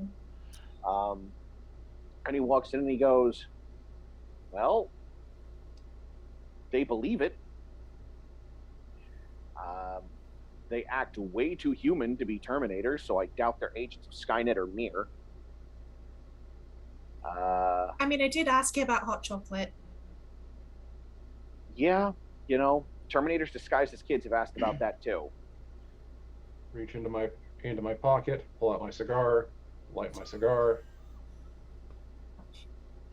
There's this moment of just there's this look on Colton and Flag's face as they both stare and they go, I miss those. God, how long has it been since I've had a cigar? If you want, I could prove him. You got a scalpel, I can prove I'm human right now. Ew. Do not tempt us. It was hard enough keeping Bleed Out from doing so when this was first pitched. Oh, that sounds just like them.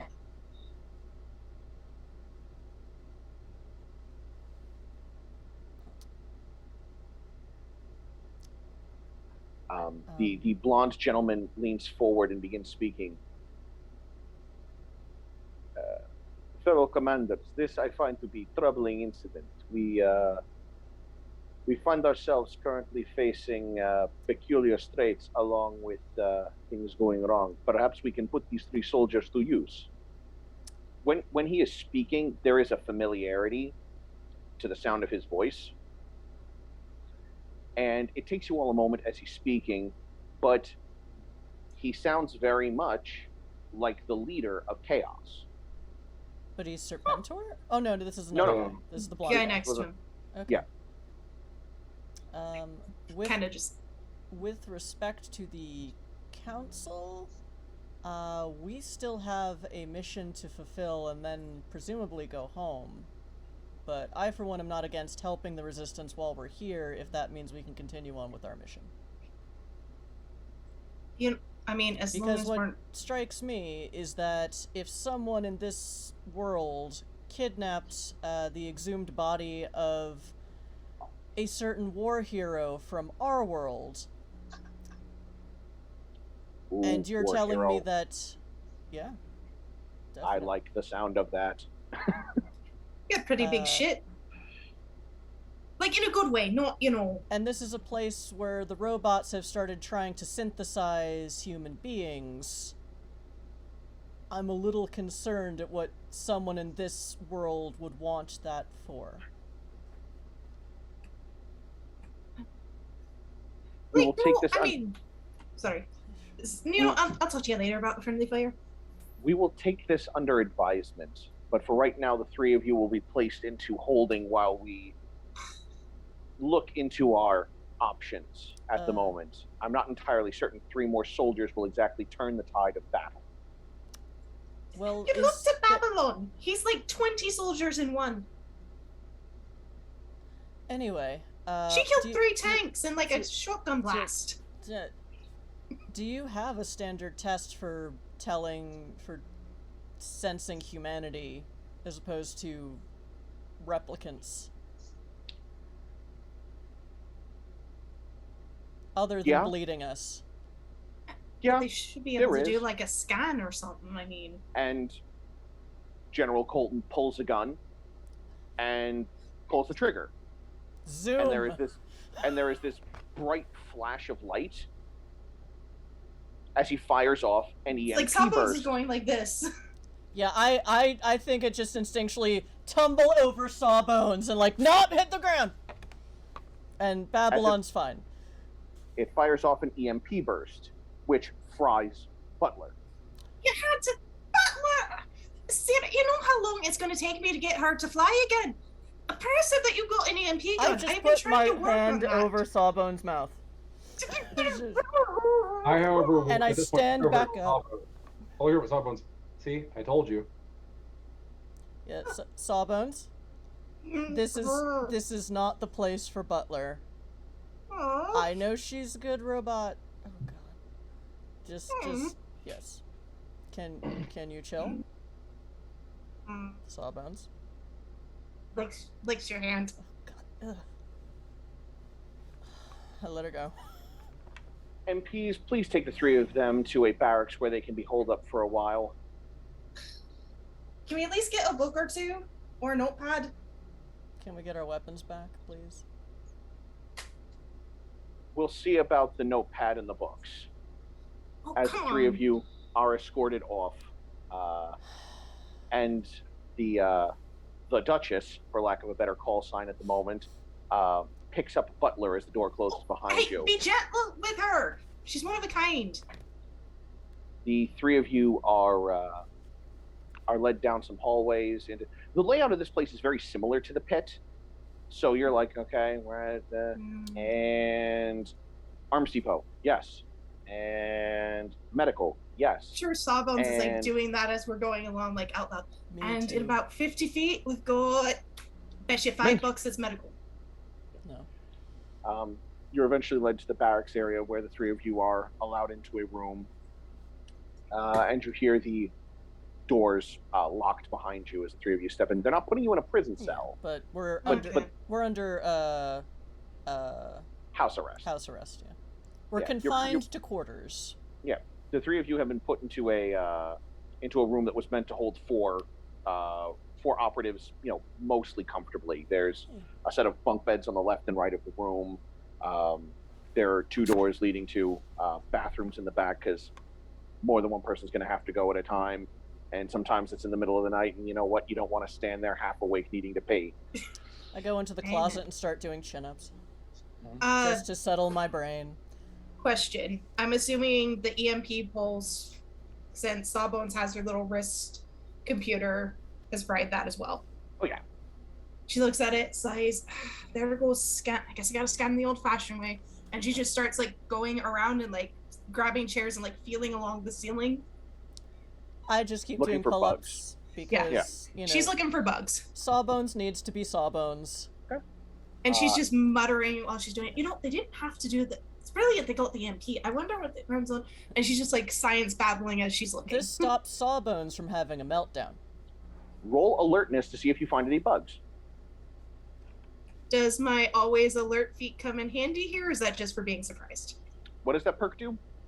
Always alert. Advantage on initiative and can't be surprised when awake. So probably not. I had to ask though. Alertness, cool. I have a D4 or D2 in that. Wait, wrong one. I want my D2. So, the alarm for break went off. Mm-hmm. Yeah. Cool. Altogether, 13 plus 14, 27 plus 2 on my D2, 29 for when we come back. Okay. As you are looking around here, you notice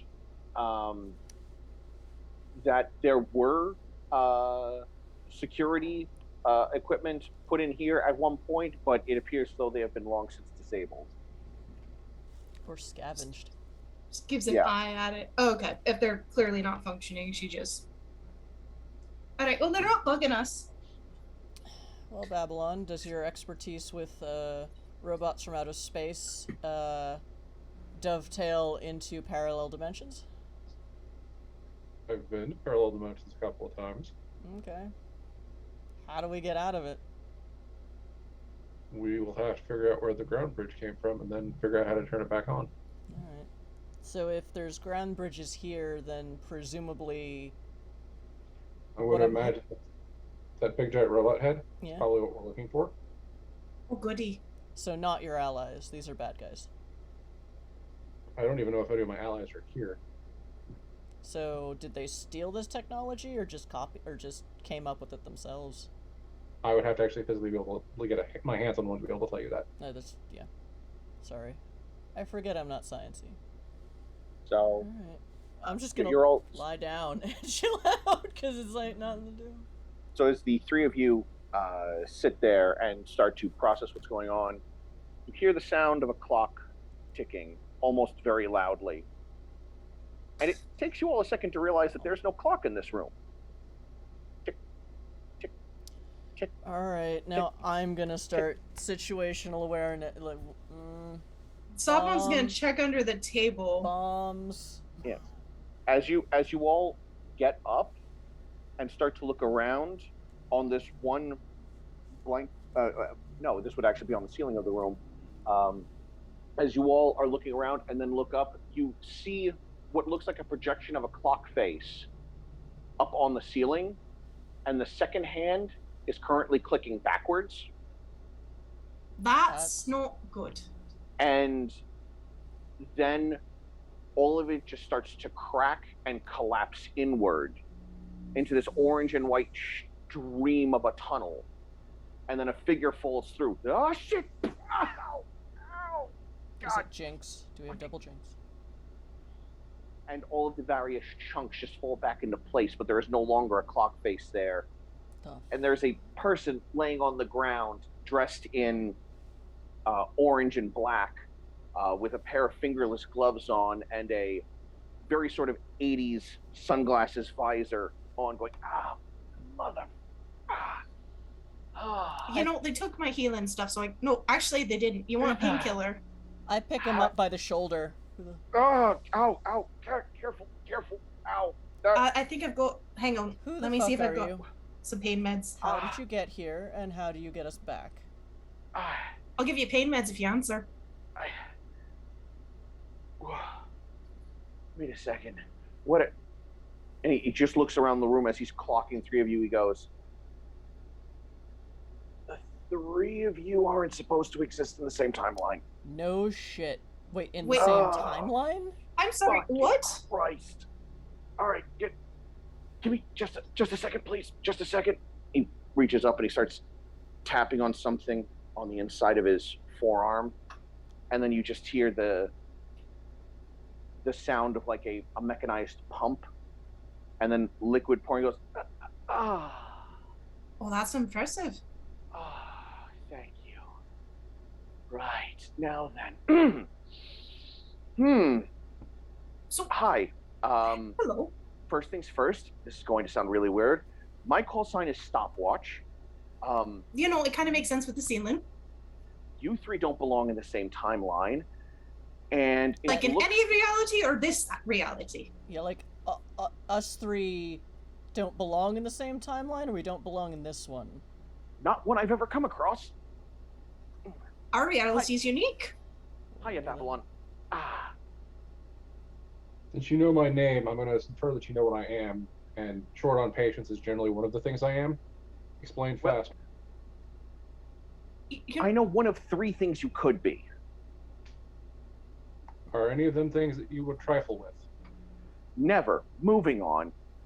So, can you all give me a quick rundown of where I wound up? Because while traveling through time, the tunnel got busted, which means somebody dicked with time harder than they should have. It's 2015. Well, that would explain how we end here.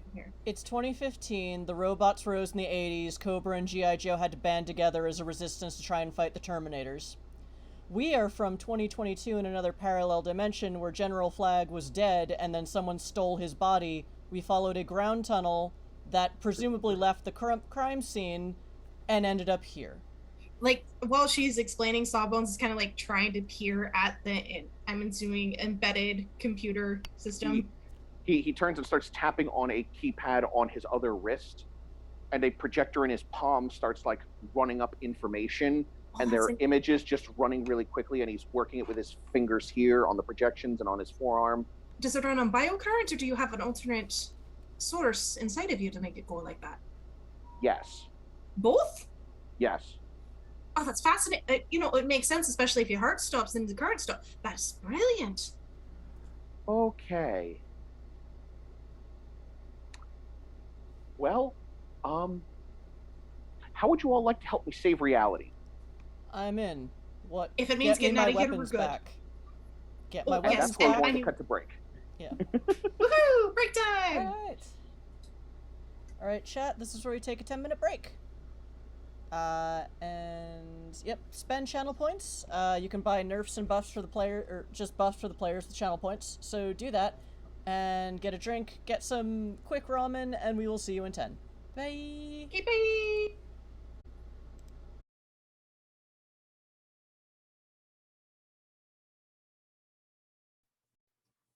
Hello, chat. We're back, and hopefully I've turned the audio on properly.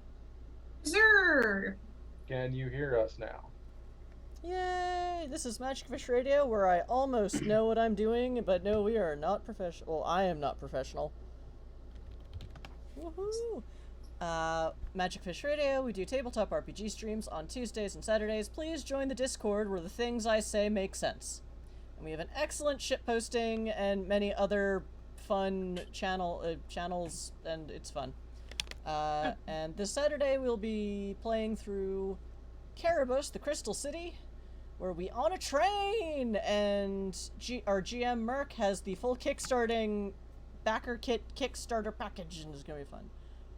Meanwhile, right now we are playing G.I. Joe, we think, but we're in an alternate reality where Skynet won in the 80s, and now Cobra and G.I. Joe are working together, and then this time traveler asshole just fell out of the ceiling, and we're dealing with that. Use channel points. Really wants to dissect him. Yeah. Use channel points to buy us rerolls, story points, and Joe debriefs. Babylon and Sawbones, you each have a Joe debrief. I have 2 story points, Babylon has 1 story point, and we have 2 rerolls in the pool. Unless someone used one when I wasn't paying attention. Okay. And I've been trying to buy a 3rd debrief, but I'm still on cooldown. Well, yes, I thought that was just going to be a monologue, so I put a cooldown on it so we didn't just get constant monologues. No. When I tried to do it, it says all rewards claimed for this stream. Yeah, so that's also when I thought it was just a monologue. I that's why there's a cooldown and a limit. So I did not realize that would have a mechanical benefit. Sorry, chat. Okay. You'll just have to buy us story points and rerolls.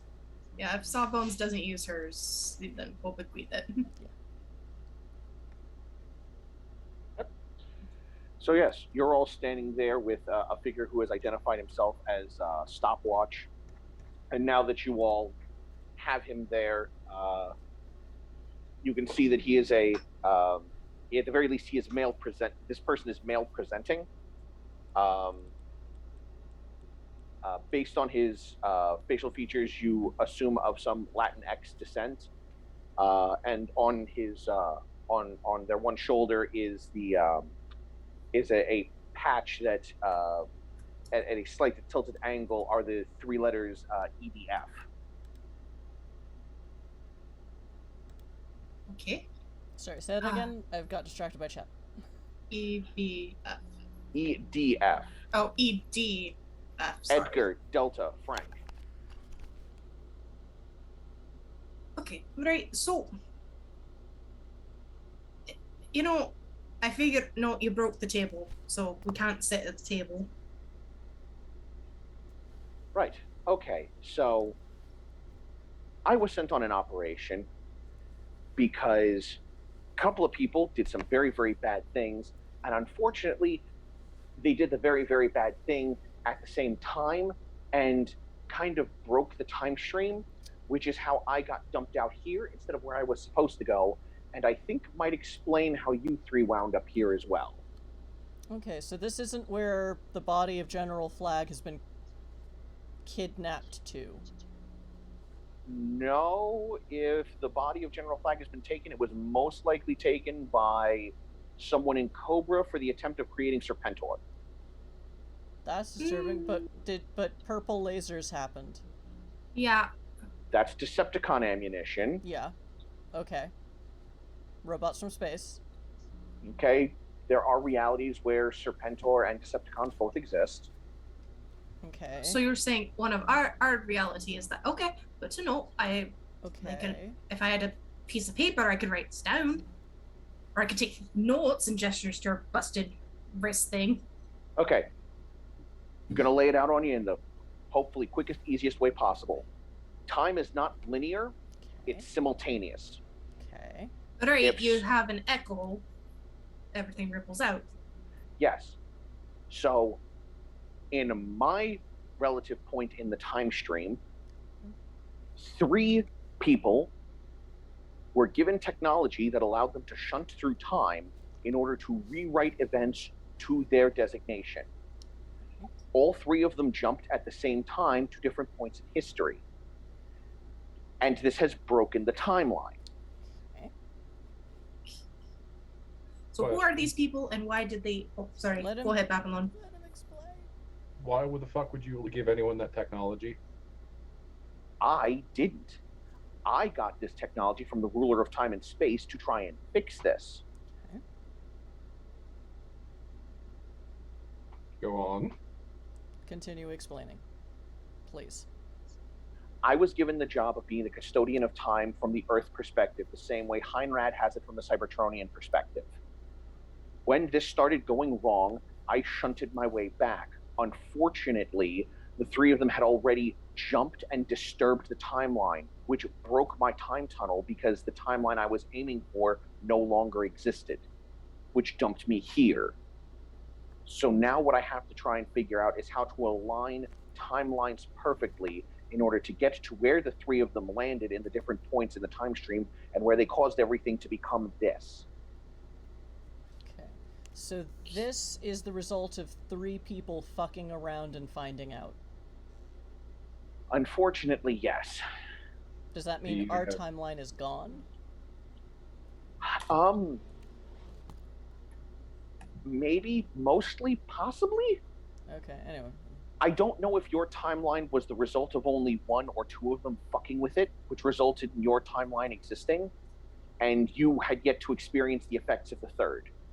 Okay. What next? What next? Well, based on what I know of your capabilities, you're going to need your arms, your guns, Wait,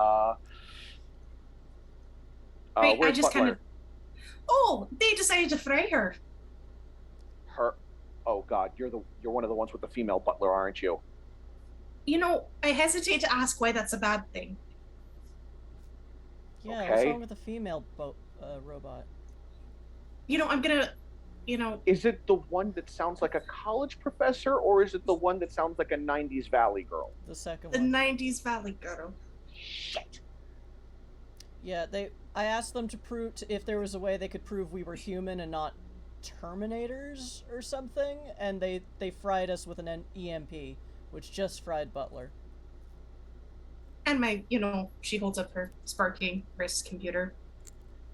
Hold on, I can You're fix so that. fast to believe in time travel. I just took down three tanks that 5 minutes ago were blueprints. You're also talking to a science person who has a working. A guy fell out of the fell out of a clock in the ceiling. I just want my guns back. Friendly Fire did not sign up for this. She wants to go home and shoot things. Give her her life back. At this point, I'm not sure what home is, because apparently our timeline isn't supposed to exist. Yeah, so she has questions, but he mentions for your risk communicator. So he holds out his right hand, and tiny little slits open in the flesh of his hands, and this tiny little sparkling stream of dust that just sparkles gold and silver starts scattering across and climbing and seeming to roll inside, and then the little slits close up. He goes, and they should have everything repaired shortly. So nanites, time particles, what are we looking at? Nanites. Love it. Yep. So you never said why it's bad if Butler's a Valley Girl? The Valley Girl ones just tend to be... Oh, how do I put this politely? Just straight to the point. I work with these two, so I'm used to it by now. They tend to be the least effective. That's fair. I realize that as more time goes on and They're sentients the ones that I programmed her more, with. They throw more attitude than actually get the jobs done. Okay, speaking of jobs, what's next? Right. So, we need your kit and gear. So, real quick, and he starts typing away on his right forearm again, and images are now being projected much larger, and you're seeing a bunch of different versions of yourselves, along with descriptions of the kits that you would normally have. And you're seeing a lot of similar overlaps. Like, there are a bunch of versions of Friendly Fire that carry sniper rifles, assault rifles. There's at least one version of Friendly Fire there who is just... They have one pistol, but then everything else is some other variation of explosive or demolitions charge. When I was the other path of Barbarian. And there's like a complement of like 6 claymores that you'd normally carry. Like claymore mines, not claymores. Yeah. There's a couple of versions of Sawbones there that are medics. There's at least a couple of versions of Sawbones there that seem to prefer melee equipment and have no medical attunement whatsoever. And it's like, oh, I was called Sawbones because I sawed through bones, not because I was a Sawbones. Okay. Yeah, that tracks. Typhonius is chiding us for so quickly believing in time travel after we already believed in wormholes and, giant robots from space and took out 3 tanks that didn't exist 5 minutes ago. Yeah. Time travel. Goodness gracious. Impossible. Inconceivable. You know what? Calling back to Doctor Who, this is one of those instances where the new companion's taken and just been introduced to, it's bigger on the inside, space travel, time travel, dumpsters that can fly and shoot death lasers that x-ray you. It's like, by the time they've encountered the 5th or 6th thing in the episode, they're just like, I can't even be surprised anymore. We're G.I. Joe. We've got Sergeant Savage. He was in cryostasis for we have a Captain for America. 70 years. We have an evil Serpentor who was made genetically combined and magicked from the bodies of ancient conquerors. Time travel, really? That's where we're supposed to get disbelief. That's where we draw the line. Parallel timelines. I'm also me, so... Yeah. I'm curious apparently about thousands of years old, Yeah. I want to see Babylon's altars. She's kind of looking at everybody's and checking them out, going back and forth. Friendly Fire's just going to go with the flow until she can get her guns back and someone will tell her what to shoot. Yeah. As you're scrolling, as Babylon's images are all popping up, there's a bunch of different versions. Babylon is showing the most variation. You'll occasionally see a male version of Friendly Fire, a male version of Sawbones, but Babylon, there is such a wide variation of the Babylons that show up. Some are male, some are female, some are a little taller, some are a little shorter, some specialize in melee and firearms, some specialize in heavy weapons equipment. Several of them are depicted with these large, very advanced looking vehicles positioned directly behind them. I can't get you those if you're on one of those persuasions, but if you could all just sort of pick which best suits your equipment loadouts, I can probably ascertain them from the pocket dimensions afforded to me by the ruler of time and space. Can I get that? She picks out everything that she had when she walked in. Could I also get a submachine gun? Or do I have to... There's a version of you that remembered to take the submachine gun that just drifts across in the projection. Yeah, that one. I want to be that one. Beep. Alright, I have so many questions. And they all just fall on me and in their holsters. There's a tiny little orange light that forms in front of you on the ground, and it moves around you, and it looks almost like a cutting laser cutting into the floor.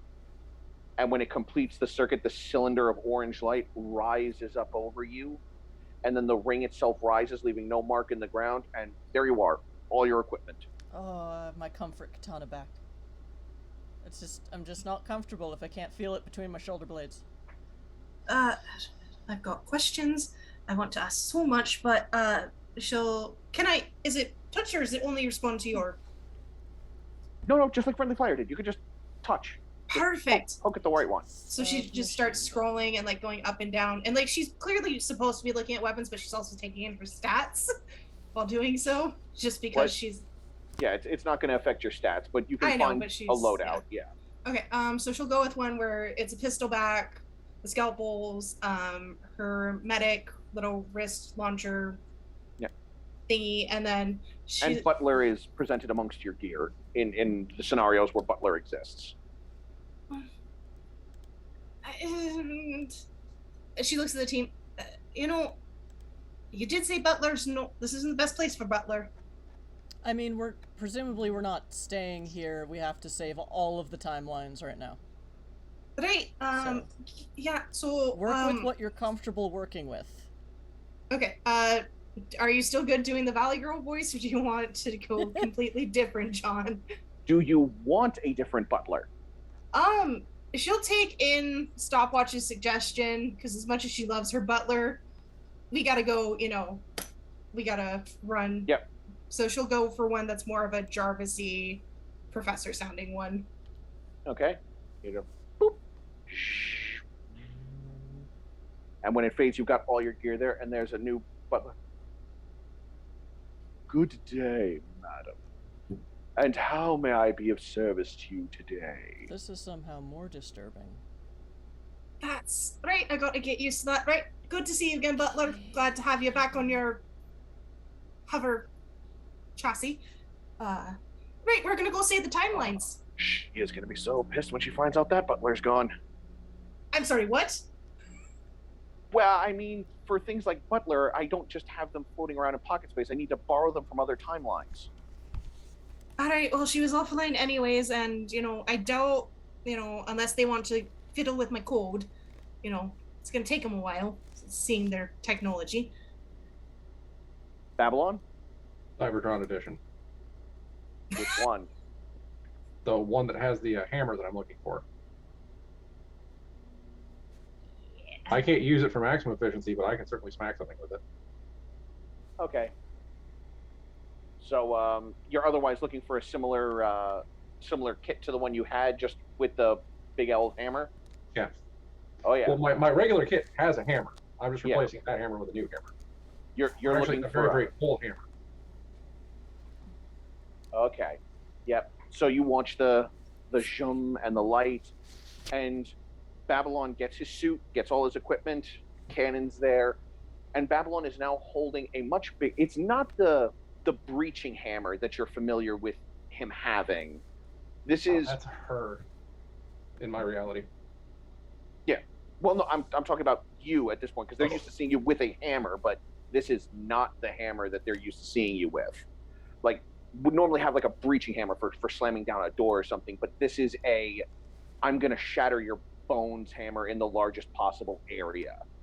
This is a hammer that looks like it belonged in a fantasy game, but it is gold and blue, and there's tracks of light that run along the head and down the haft, and it thrums with power.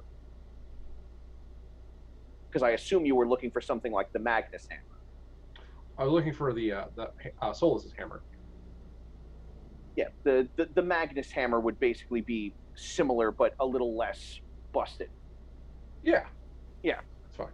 Okay, so now that, Time Man over here as Lotus is up, can you explain why our reality shouldn't exist while we're, doing the walking and saving the world? Because someone already broke it when we got there. I mean, the thing is, like, versions of Babylon usually wind up getting into fights that prevent one or both of your bloodlines from existing, and that's fair. Like, I mean, the two of you tend to exist in the same timeline briefly, before, you know, someone gives the order to pop someone else in the face because they were about to turn traitor, or, you know, someone screws up a medical, you know, a medical practice after a firefight. It's I'm not familiar with a timeline where all three of you klaxons start going off in the facility. Time to go. Let's go. Okay, so we need to vacate things straight away, and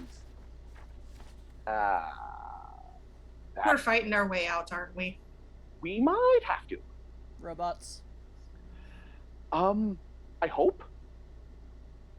As you hear distant rumbling and metal grinding and crunching, and you hear boots thundering through the hallways.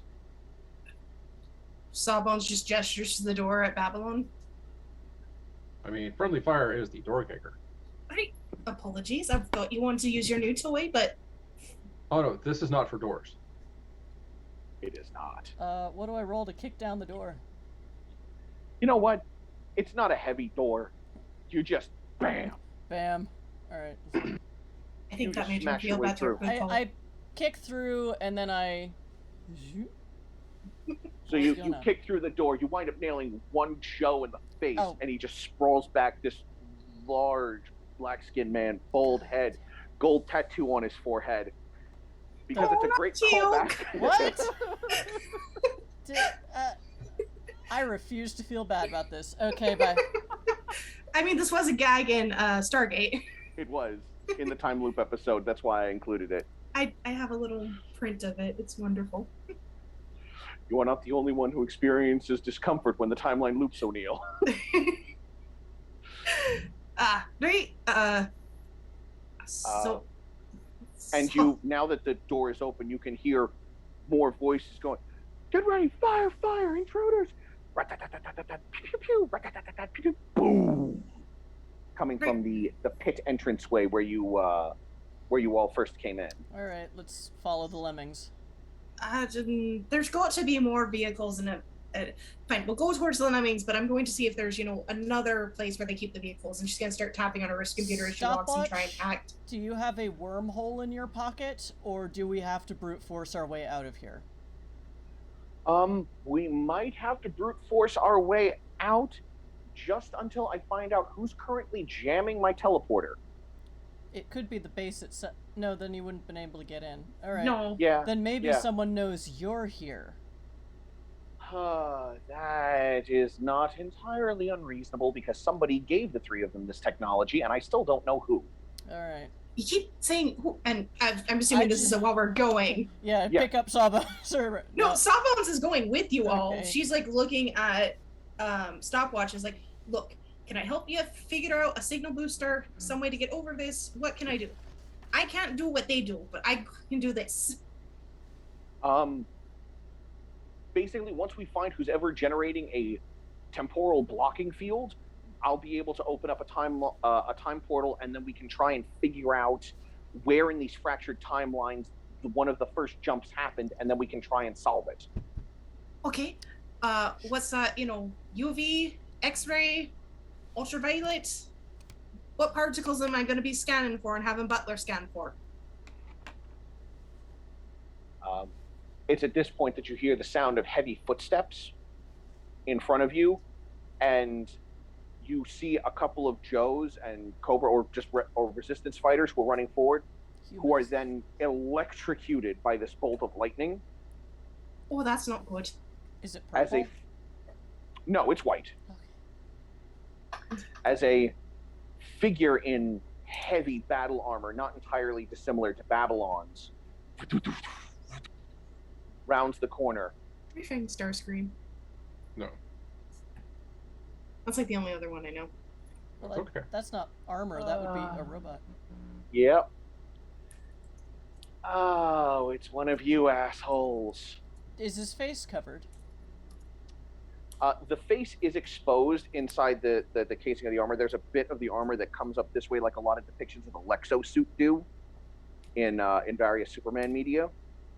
But there are cables that come out from around and back and dig into the flesh, including in and around the temples, and you can see them working under the skin. and this person has no eyelids whatsoever. They have been cut away entirely. I hope we got a prescription for it's Visine. It's Apocalypse?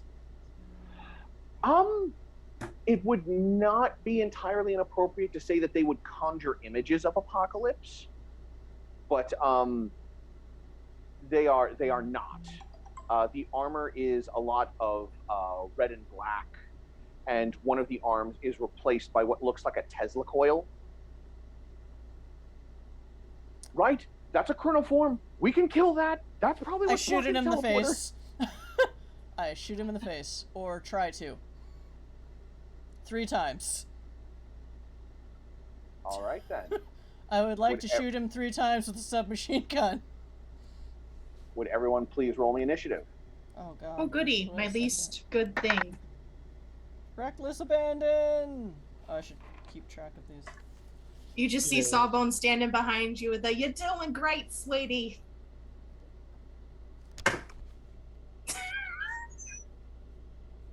Remember, you're gonna roll twice with disadvantage. It cancels out. Oh, So I that's just have right. a straight roll. Yeah. I'm laughing because I got 3 last time. What do you think I got this time? Exactly, I rolled 3 again. So Sawbones gets another 3. Stopwatch gets that. And Chronoform gets... Wow. The two time travelers rolled the same initiative. Funny that. Or at least 2 guys with time tech. Babylon. I rolled a 17. 17. And Friendly Fire? I rolled an 18. 18. Excellent. Actually, oh wait, it's... Oh, I can't ever remember this. If I have a D4 and a D2, I roll the D4 or both of them? In initiative, you don't get specialization, so it's just whatever the highest die you put into is. Alright, yeah. So, yeah. 18. Okay. So, we will have the villain go first because he and Stopwatch rolled the highest initiatives, and I will give him a chance to hurt you all, because I don't think it's going to end super well for him otherwise. I mean, I guess. Then again, maybe he rolled a 21 to hit all of you. Based on your what is your evasion defenses? Hold on There one you sec. Where do I find my evasion? That is directly under speed. A plus. That is the defense you calculate under speed. Mine is a 23 to start. Okay. Let me see. 15. Oh, and I can double it against one attacker effect. But Mine's a 24. Okay, so you two are both fine. Yeah, I got a 15. Sawbones go ouchie. Yes. So you and Stopwatch both wind up taking 1 point of electrical damage as he points the Tesla coil at you and fires.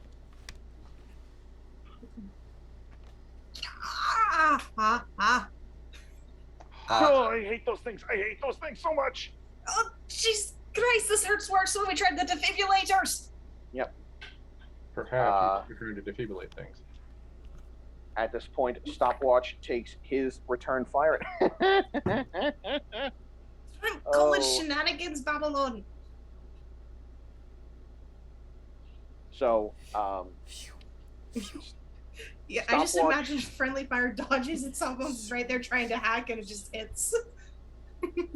So Stopwatch raises his left hand, and the projector on his left palm glows briefly, and then he fires a what basically looks like a white blaster bolt that nails the chronoform in the chest, and so it staggers back after taking a little bit of damage, which now brings us to friendly fire because you rolled next highest in the initiative order.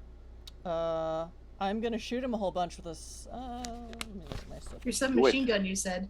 Yes. Well, Yeah, it's only 1 sharp, but, you know, they're all 1 sharp. Yep, but unless you have an ability that ups the damage. Let me double check. Well, don't you get that spray? What's it? Like the rogue equivalent in SS20 basically keeps adding points for their sneak attack instead of adding dice. So they're like, they wind up adding like +6 or +7 by the end. Oh, well, I have, let me highlight these so I don't...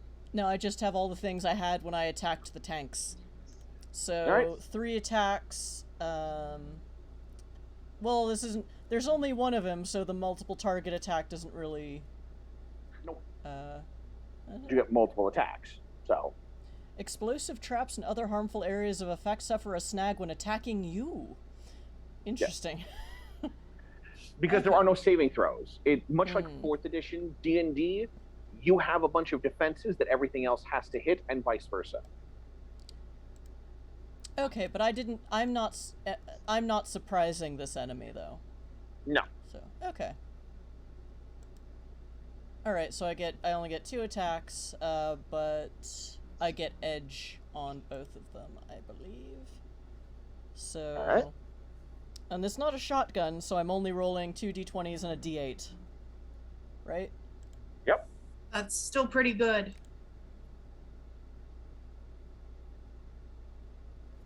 It's radically better than what he got to roll. He just happened to roll really well. I rolled a nat 20, and then a 2 on the d8.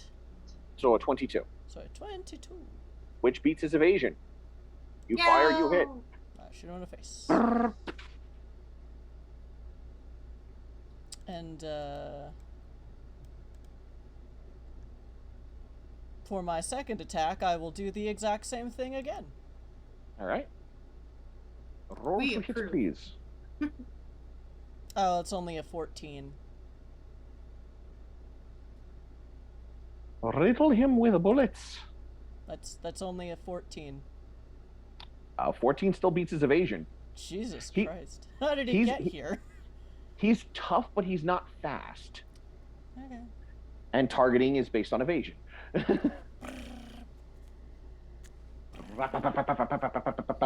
You nailed one of the cables that was running like from the back of his head into what looked like the shoulder area. And there's this thick black luminescent liquid that starts spraying out everywhere. Nice. Oh, that's not good. For us or him? Yes. Okay. Is it flammable? Explosive. Babylon? Cool. He's at least 10 feet away from me? Yeah. Cool. He's gonna get hit in the face with a cannon. Do it. End him. Give me 2 seconds to check.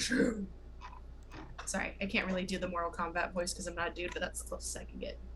Finish him. There we go. You pull up the stats for this cannon again because it's going to be delightful. Yeah. When she hears explosive, Sawbones like takes one hand because she's not in initiative yet and starts fiddling around in her bag because she has a spare lighter in there. Okay, this is a targeting check. Let's make him explode from the inside. With rainbows and love. Not exactly. Okay. 27 with a critical. Oh, that hits.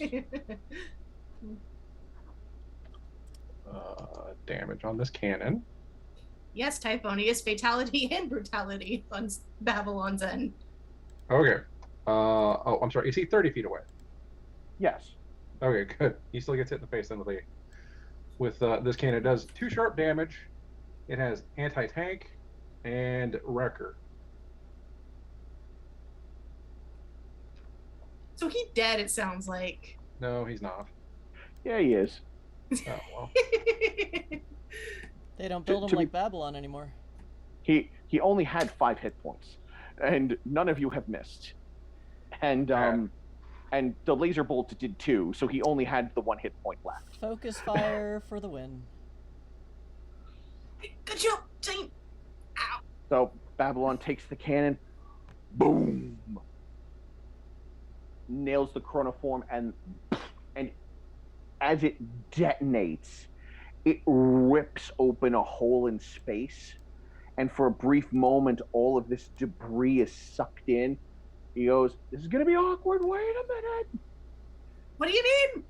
And then you watch it. It runs for just a second or two before it collapses back in on itself, leaving no trace of the opponent you just faced. Oh, see, I thought we were going to be pulled in. Or the 4 Joes that he fried before rounding the corner at you. Oh. Yeah. Good news. Glad we weren't close. Nerd. All right, to the hangar to go steal a vehicle. Or can you do your jumpy jump? I can jump us now. Give me just a second. All right.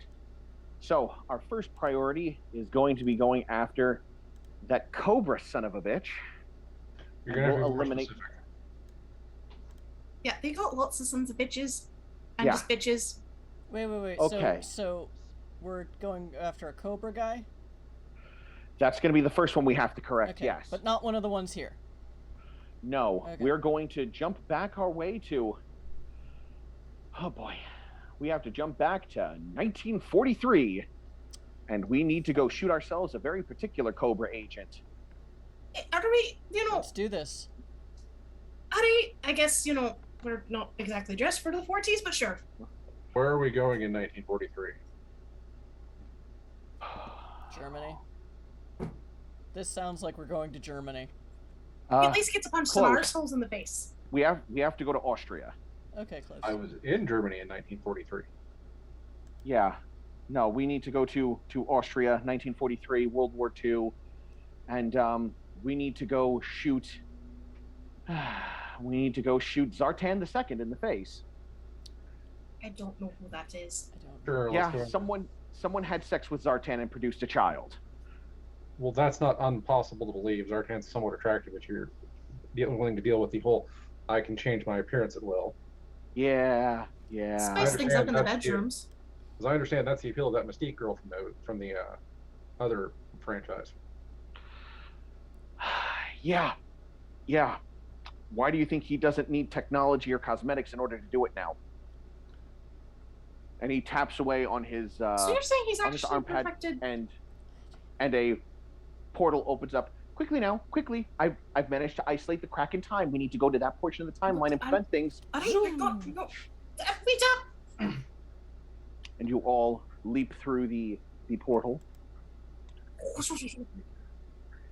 and the portal has a blue and white hue to it, but is flickering orange-white. It's like, oh, they've continued to destabilize the timeline with their actions. Hold on, this might be a rough entry. Like, how rough are we talking? That's what she And- said. When the portal opens, instead of a gentle release, the 4 of you are basically launched out as ballistic bodies. Oh, shite! At which Tuck and point you roll. go barreling through several Nazi soldiers. Oh, okay. Sure, You hear someone the- just lands in a pile on top of some. I'm good You with hear- this. You hear the sound of bones crunching as they are caught and land at wrong angles, and as Babylon basically turns them into the world's goriest slip and slide. Nerds. Paft. I'm sure Sabo just kind of looks at her pile. I actually don't feel bad about this. You guys are arseholes. Yep. Stomps as she gets Yeah, up. that's fair. Oh, God, I didn't think I'd have to. They didn't You know, have this to is choose the- to be Nazis. Yeah. 1 second, and he just steps over and he just starts firing at 3 of them. What? I'm putting them out of their misery. That's what. Yeah, good point. Sawbones does the same because there's no medically way possible after. Because I'm assuming it's like a semi-truck. I'm sorry. One course. of them just has a broken leg, and he just goes, "You're just an asshole." So, using tongues, I'm going to set one of my languages for the day for German. Okay. I'll pick Austrian. At this point, the difference between German and Austrian German is minimal. Oh, okay. Is this what merit? What is this? Tongues Educated. is the general Oh, perk. I don't have that. No, I have tongues. I have the one that lets me pick them as a swap them out daily. Alright. Oh, I never cannot mind. do that. I thought wrong. No, that's So fair. educated lets you do that with a smart skill specialization. You can pretend that you have for the day. Oh, yeah. Nice. Okay, one Okay. fluency in the language. Okay, yeah, she'd probably pick up like Italian or something along the way with how this works. So. God, covered in Nazi blood. Not even fun this time. Right. So we need to. I'm having Oh, fun what? Do you think here. as the guardian of time and space, I've never had to come back to the 40s and murder Nazis before? Do you have any idea how many times they fucked with the timeline? Right. Sorry. Moving on. If Sawbones just looks guilty, even though she didn't say anything, she just had the inquisitive head tilt. Okay. We have landed in Austria. Oh, good. We are in a castle that needs to cease existing, so have no qualms about blowing shit up. And we are currently basically, if you see someone who looks like Adolf Hitler, it's not, but feel free to shoot him as if he was. Okay. I'm just assuming everyone's here as it's an arsehole and you get to shoot them. Yeah, no, but that's what Zartan's currently wearing as a face right now. Oh, well that makes sense. Zartan again? The shape-shifting one. One at a time, please. Zartan is the field commander of the Dreadnoks, and he also specializes in covert operations and is a master of disguise. And worked for the Nazis. No, he works for Cobra. Okay. But the son of Zartan, Zartan II, was given time travel equipment and has traveled back into the 1940s and is doing something here in Austria that will affect the future going forward. Okay, so shoot either one of them. Yes. Okay. And I just make sure you stay up while you do it. Yeah. And Butler here can help shoot and shoot. Better shot than me. Of course, madam. You know, never mind. I'm not going to fill it with your voice box right now. We've got other things to worry about. So as you all round the corner and you start entering into, as you enter into this hallway, you hear voices in German, and those of you who can speak German wind up understanding them as going, "What was that noise? Something happened. Quick, hurry, move, move, move." I take my shotgun back out. Okay. Submachine gun. And as you hear the sound of footsteps coming around, and as you all are heading down in this hallway leading towards and stopwatches here from the night, like, you two look like you want to be in the front and look like you could vent by eliminating some bastards from the timeline. So I'll give directions, you two lead. Okay. I'll be in the back. Butler, cover them and execute Nazi Hunter playlist.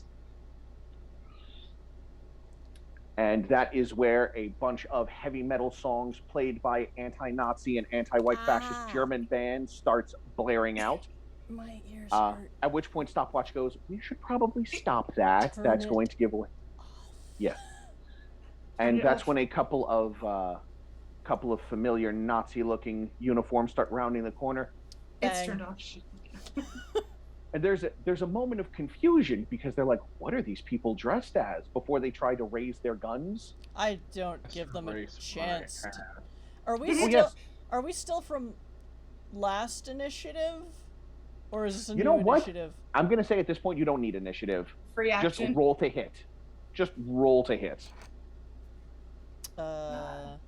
These guys have very few hit points. Should I roll for Butler then? Sure. If Butler's gonna open fire. Yeah, she told Butler to go join him. I've got my shotgun, but I have menace. You do not suffer penalties for using a shotgun or submachine gun while in reach of an enemy. Well, they're not in reach of you. You guys stopped a couple feet away, so. Okay. I'll do that then. 12. 12 hits their evasion. Alright, now I have an edge. I let Butler play Wolfenstein. So, Butler fires off one round, nails one Nazi right in the head, and he just sort of crumbles to the ground. That's when his three compatriots are like, "Was ist los?" And that's when the shotgun goes blam, blam, blam. More or less.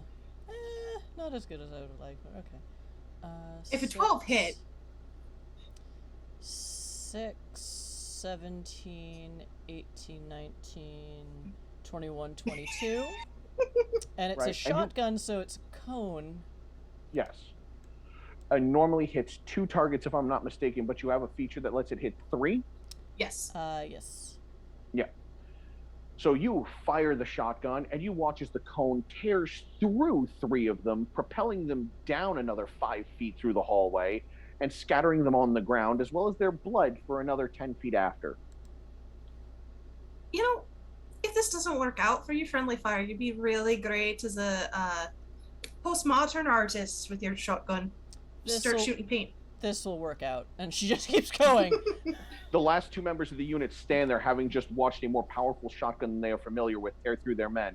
Babylon? I'm going to hit them with my hammer. You're going to play whack-a-mole. It's hammer time. I have multiple attacks, so I'm going to hit one with each. Do it. Go for it. I love the idea of mangling them with a Magnus hammer. Okay. Oh no, this is gonna be ugly. I have a D12 specialization in blunt weapons. I don't think there's any way you're going to miss. Don't say dumb things. It's possible. I mean, their evasion's not that low. Oh, am I still in Reckless Abandon from the last guy I shot?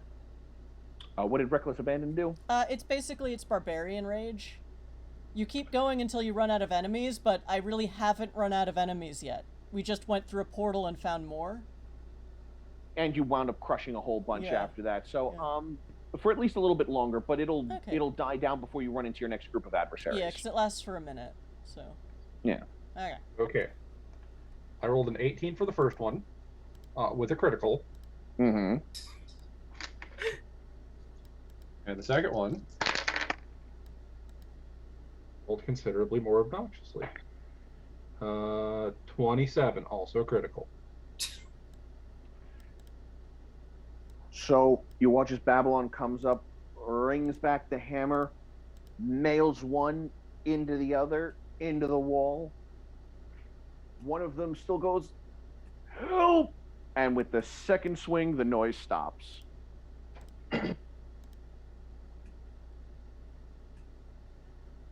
Oh, okay. 13th Click. level. Reckless Abandon lasts until the end of its duration or until you choose to end it. That's still a minute. Yeah. Yay. Yeah, I flick the blood off the hammer. Yep. All right, so they should be a little further along here. Should be meeting with a couple of Nazi scientists as you all continue moving around, taking the stairs down. You hear there are now soldiers freaking out, going here, there, everywhere. You all eventually make your way down into what looks like a 40s pulpy lab area in the basements of the castle, as you've been dodging enemies left and right, and when necessary, just slitting throats. And you come into what looks like Adolf Hitler speaking to 2 scientists specifically, while there are others currently milling about and doing stuff. One of them you can immediately recognize as General Blitzkrieg, though without the cybernetic augmentations. And the other is a figure neither of you immediately recognize. He's a good deal shorter, coming in at maybe like 5'1", starting to bald up top with sandy blonde hair. And the Führer is speaking in harsh and violent terms, telling them that this project must succeed. There are things that need to happen. Everything must proceed on schedule. And as you're looking around the room, you also see that there are cells or cages here that contain Allied troops inside. When do we start shooting them? Immediately? I mean, you can start shooting them right now if you want. They're monologuing. Yeah, we take them while they're monologuing. I'm going to... Sawbones is looking for keys to get people out, and then also start setting off a chain reaction in the lab. Third reckless abandon of the game. Bang bang. Do we get a surprise round or just roll initiative? I mean, you can roll initiative, but you're basically going to be running a surprise round right now, and it won't take terribly long.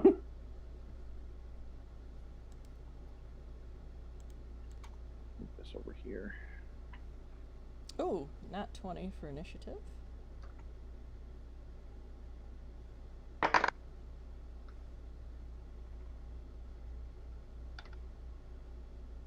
I'm going at 13. So friendly fire got 20. 22 actually. I forgot I rolled a... Friendly fire got 22. Babylon got a 13. Yes. Sawbones? Sawbones is working on getting people out, so she's like... Roll initiative still. Okay. Because you're rolling for Butler's initiative in the firing range. Okay. So Butler got 10 plus 2, 12. Okay. Very consistent with that 12. And steady, stiff upper lip like the monarchy. 10. Zartan. That's that. Oh. Poor Zartan. No. And you got this. And that is a fucking Christ. Did you roll on that one? No. No, he did not. All right. So your initiatives are set, but you're all going to turn and start opening fire. Yeah. So pick your targets and roll to hit. Hitler and the 2 scientists. Okay, so you're going to run up and shotgun. Go for Well, it. I mean, do I really it's a shotgun. Do I how close do I have to run up to them? Well, to get within the 30-foot cone. Or get all 3 of them in the 30-foot cone. Okay, okay. So that is an edge, and I have spec in shotguns, so that's rolling all the dice. And then you take the highest value of them. So the highest of the polyhedrals and the 20. Or in the D20. Yeah, whichever one rolls the highest, you then apply. Okay. Because sometimes you might roll, the highest you might roll might be that 4 on the D4. Because everything else just came up with 2. Okay.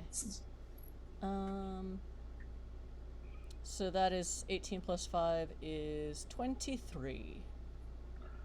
That's more than enough to hit all of them. Okay. Half. Is it my turn, John? Well, I have 2 more attacks. Excellent. I have 2 more attacks. Can I let Babylon go and then I do the other 2? Sure. Or actually, no. I'll just. There's more Nazis in here, right? Yeah. Plenty of scientists. So I'll shoot another 3 Nazis. Okay. So you run up and you just go blam, turn, blam, turn, blam. Ooh, I critted on the D8. So that 13, 8, 19, so 21 with the crit on the D8. Oh yeah, those scientists are gone. And then I'm gonna shoot 3 more guys. Roll for it. I'm almost sad I'm not getting to use my gun kata, but it's like, you know, it's... Actually, are any... I don't know how to do that, and I'm just gonna use the shotgun. I don't know how to do this mechanically, so I'll just do this again. Okay. Oh, the dice have a sense of humor today. Where the D2 has the highest number, because the rest are all 1s. But I also rolled a 19, so that is a 21 again. Blam! Ah! Yeah, sometimes your D2 is the highest number. Pieces of equipment are exploding as the shotgun blasts are ripping through machinery as well as flesh. And friendly fire is at that emotion deadline moment in equilibrium, but she's also happy in her happy place. Next. When you fired your first shotgun, it tore through the head of the shorter scientist. You're watching as Hitler is currently like warping and wobbling as he is losing concentration. And Krieger, who has more hit points, is currently severely injured. Or at least injured. Babylon. Next. I think Babylon would want to hit some Nazis for old time's sake. Or hit some commanders and scientists. So yeah, they're getting hit with a fragmentation shell from the artillery cannon. Ooh, fancy. Brutality. And this is why Krieger brutality. needs the cybernetic components. That was never covered. Now we know why. 19 to hit all three. Well, to hit everyone within a 20-foot radius burst of the Hitler. Yep, that is sufficient. So that'll do two sharp damage to everyone. Mm-hmm. The explosion riddles the dead Nazi corpse, sends Krieger flying. That's again. 2 of you I've killed now. Fatality. Reload. All right, is Butler going to take a shot? Who is left alive at this point? Question Kill mark. Krieger. Kill Krieger. Okay, if Krieger's still like on the ground, I'm sure Sawbone's running his point. Just get him, as she's like running to the cages. Well, that explains why he's a cyborg in the future. As a yeah. All right, 18 to hit. Right in the eyes. Why? No, he's currently crawling along on the ground, so you shot him in the back. You just go, why? Does the robot buddy take only 1 attack or 2? I can't remember. Does your drone have an ability that would give it multiple attacks? I don't think so, no. I don't Then no, remember it gets the doing 1. that. Okay. Great, yeah. And then Sawbones is just like grabbed the keys from somewhere and is like slowly undoing the cages and like yelling, all right, go, run! Thanks. Right, we'll figure out special forces later. Yeah, just get out of here, go! Yep. So you all, so they all take off running. You're hearing voices. They're clearly from the U.S., England, France. There's this one fairly muscular figure who comes out going, "Thank you kindly, ma'am." Yeah, right. Yeah, good. Yeah. Good. Nice. Wait, was that Savage? Nope. No, oh, thank God. Was that Mr. Joe himself? as a Nazi guard starts coming through the room, he grabs a fire axe off of the wall and plants it squarely in his face. Yo, Joe. No. William. Most people call me BJ. Oh, nice to meet you, BJ. Hey, good job. Make sure everybody gets out. This place is gonna, turn into a portal to hell here in a minute. You might not want to be here. BJ? All right, boys. Trying to murder some Nazis. BJ Blazkowicz from Wolfenstein. Yep. I do not know this reference. So you'll tell me in the Discord. I will tell you after, yes.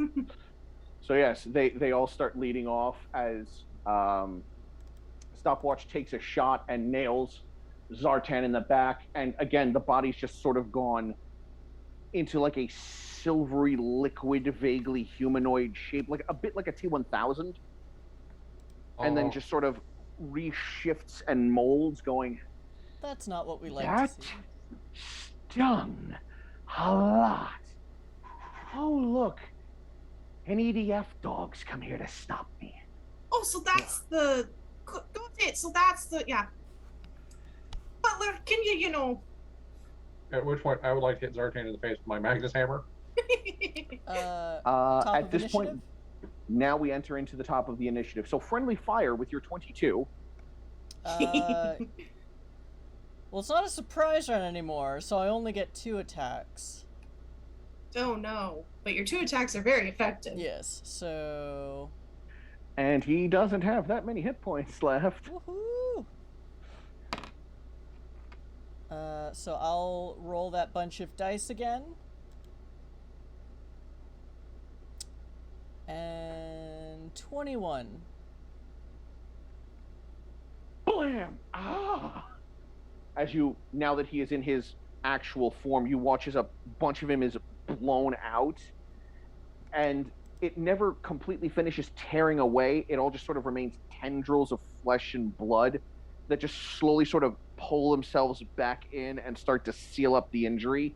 Can I shoot him again with my second attack before that? Oh, absolutely. You can keep blowing chunks out of him as they start just like pulling themselves back in. This is just a thing he does. It's not healing, it's just keeping God himself damn it, together, dice! basically. How dare you? Yeah, basically. Alright, that's only a 12.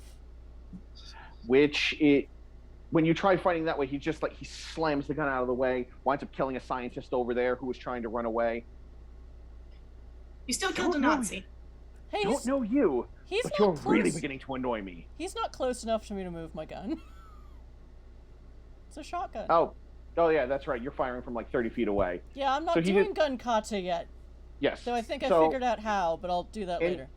In that case, what you see is you watch him bend at the spine 45 degrees to the side. Yep. And then he just sort of schlorps himself back up into a vaguely humanoid position. You must have a really good chiropractor. Doesn't have a spine. I have excellent genetics. Which brings us to Stopwatch going, and part of the reason I hate you is because your feelings of genetic superiority. And he's one of those. I mean, he is a Nazi right now. That's fair. And he shoots him in the face, and you watch as, again, flesh is just pulled away from the skull, the eye completely exposed, and then it all just sort of wraps back around and then slips into place. You're taking this too far. Yeah, no, I'm not. Says the local damage time. Babylon? Bring us home, Babs! It is. Home run! Home run! Home run!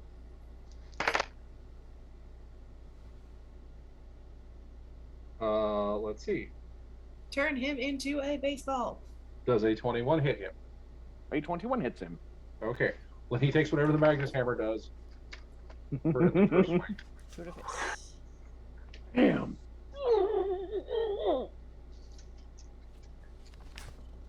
When you swing the hammer, you felt various organs dislodge inside him. Okay. And as you're pulling the hammer away, you can kind of see them starting to move back into place. He has HP regen, but his initiative is 6. I don't think he's going to get a chance to use it. No, I think he's going to be a pancake. Well, that's unfortunate. I rolled a 22 with a crit. He goes splort. So once in the gut, come back round, right down on the head. The head doesn't so much splatter as it just sinks into the chest cavity. So you see this tiny little patch of brown hair sticking out from this concave hole by his shoulders before he just falls on the ground and just slurps forward. And it's at this point that Stopwatch comes forward and he goes, hold on, he's faking. And he just... No. If he's faking, I got this. Okay. I'll reach down through his back, put one foot on the middle of his back and just pull his spine out. Make me a brawn check for that. You know, even Would Sawbone... that be a might martial arts check? I'll accept that. Excellent. Even Sawbones looks a little green around the gills at this.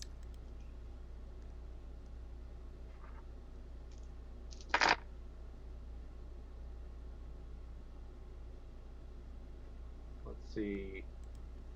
24. When you jam your hand in, you feel the flesh kind of...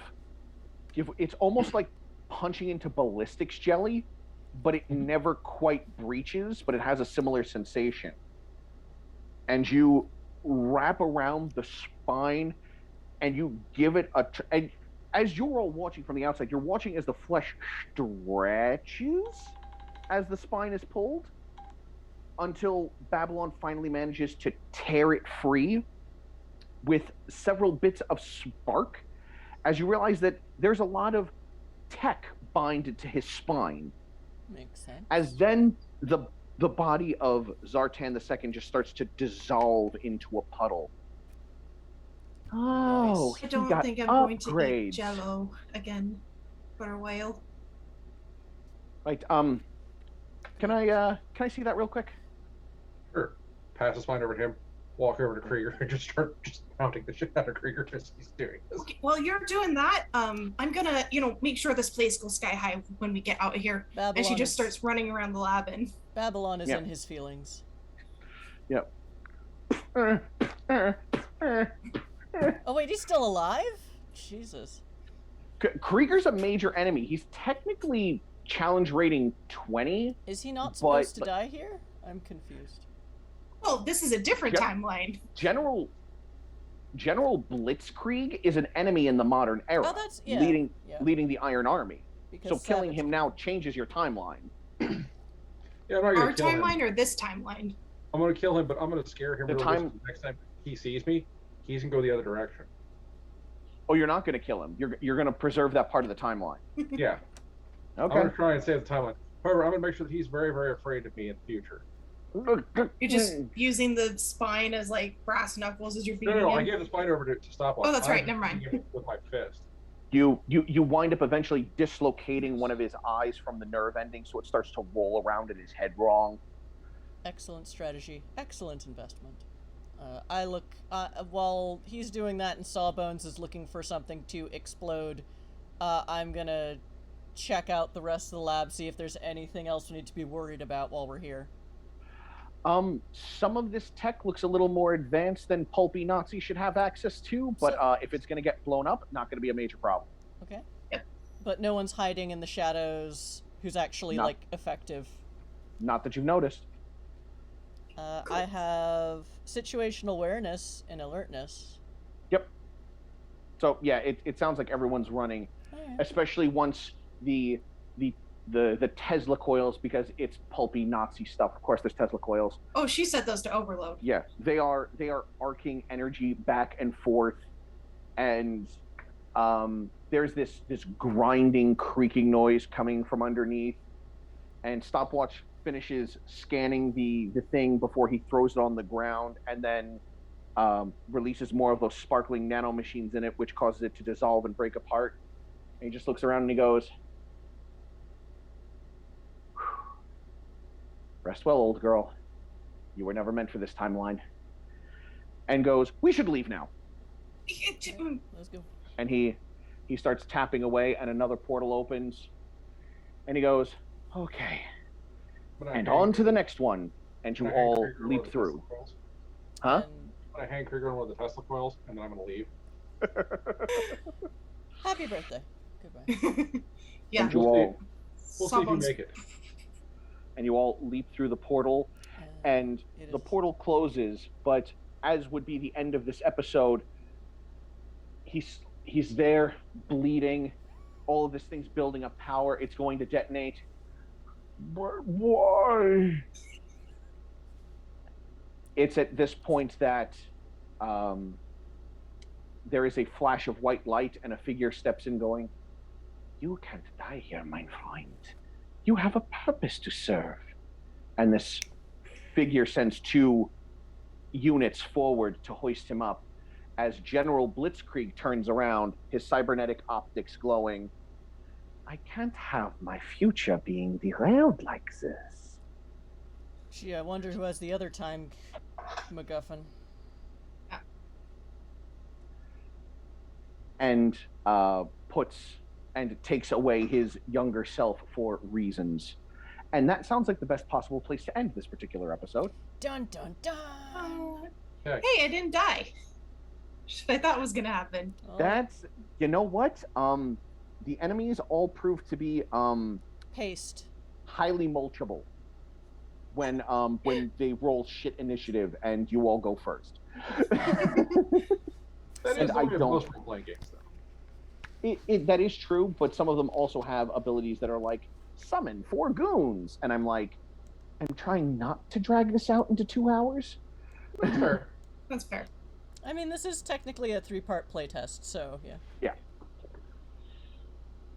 So yes, thank you for joining us, chat. I hope you all had fun as we continue this pulpy time travel adventure. With surprise Nazi punching! Or Which is pulping. great. Again, you all should know me well enough by now to know there's an excuse to punch a Nazi. I'm going to give you an excuse to punch a Nazi. That is what this channel is all about. Yes. Is there... 2 for 2 on Hitler's now.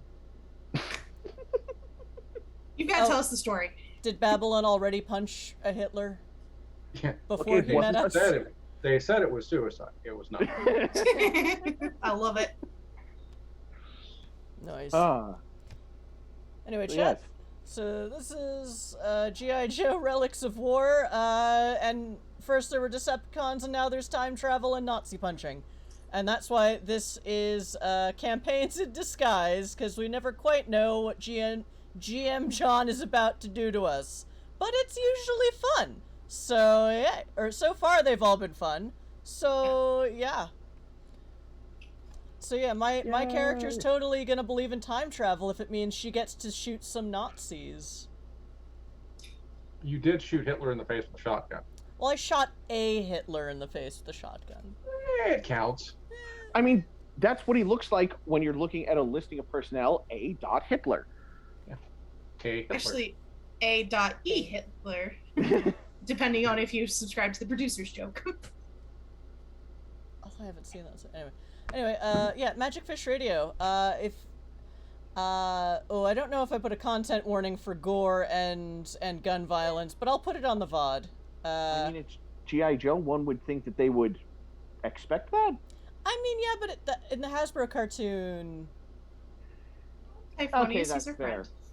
So that's fair. So yeah, I'll just put a yeah. So apologies for glorifying gun violence, but this is a fantasy world. Feelings of our characters in games do not reflect our feelings in real life about these sorts of things. But yeah. So where was I even going with this? I forget. Because I still have an afterglow of Nazi punching. But yes, we do that a lot on this channel. If you don't like seeing Nazis punched, go watch something else. John, why'd you post that? John, Renegade. John, I wasn't paying attention. This is Magic Fish Radio, and we do tabletop RPG streams on Tuesdays and Saturday nights. And we also punch Nazi equivalents on Saturday nights, although that's not what we've been doing lately with Exit to Eden, A World of Darkness in Space, where they are fighting a wound that is sort of trying to turn them into Nazis, depending on how you look at it, because that's what wounds in the Hysil do. But that was last week. This week, on Saturday, we're going to play Caribus, the Crystal City, which is going to be a far more low-key game, usually. But I don't know what's in the full Kickstarter kit that Mercury now has at her disposal. I am excited. Yo. So yes, join our Discord where my ramblings make sense because I can edit them because they're text. And also we will have we have schedules up for the next few weeks. Tuesday nights are short campaigns. So next we have one more game of this, and then are we doing 4 games of Anime 5e, or will we do a session 0 again?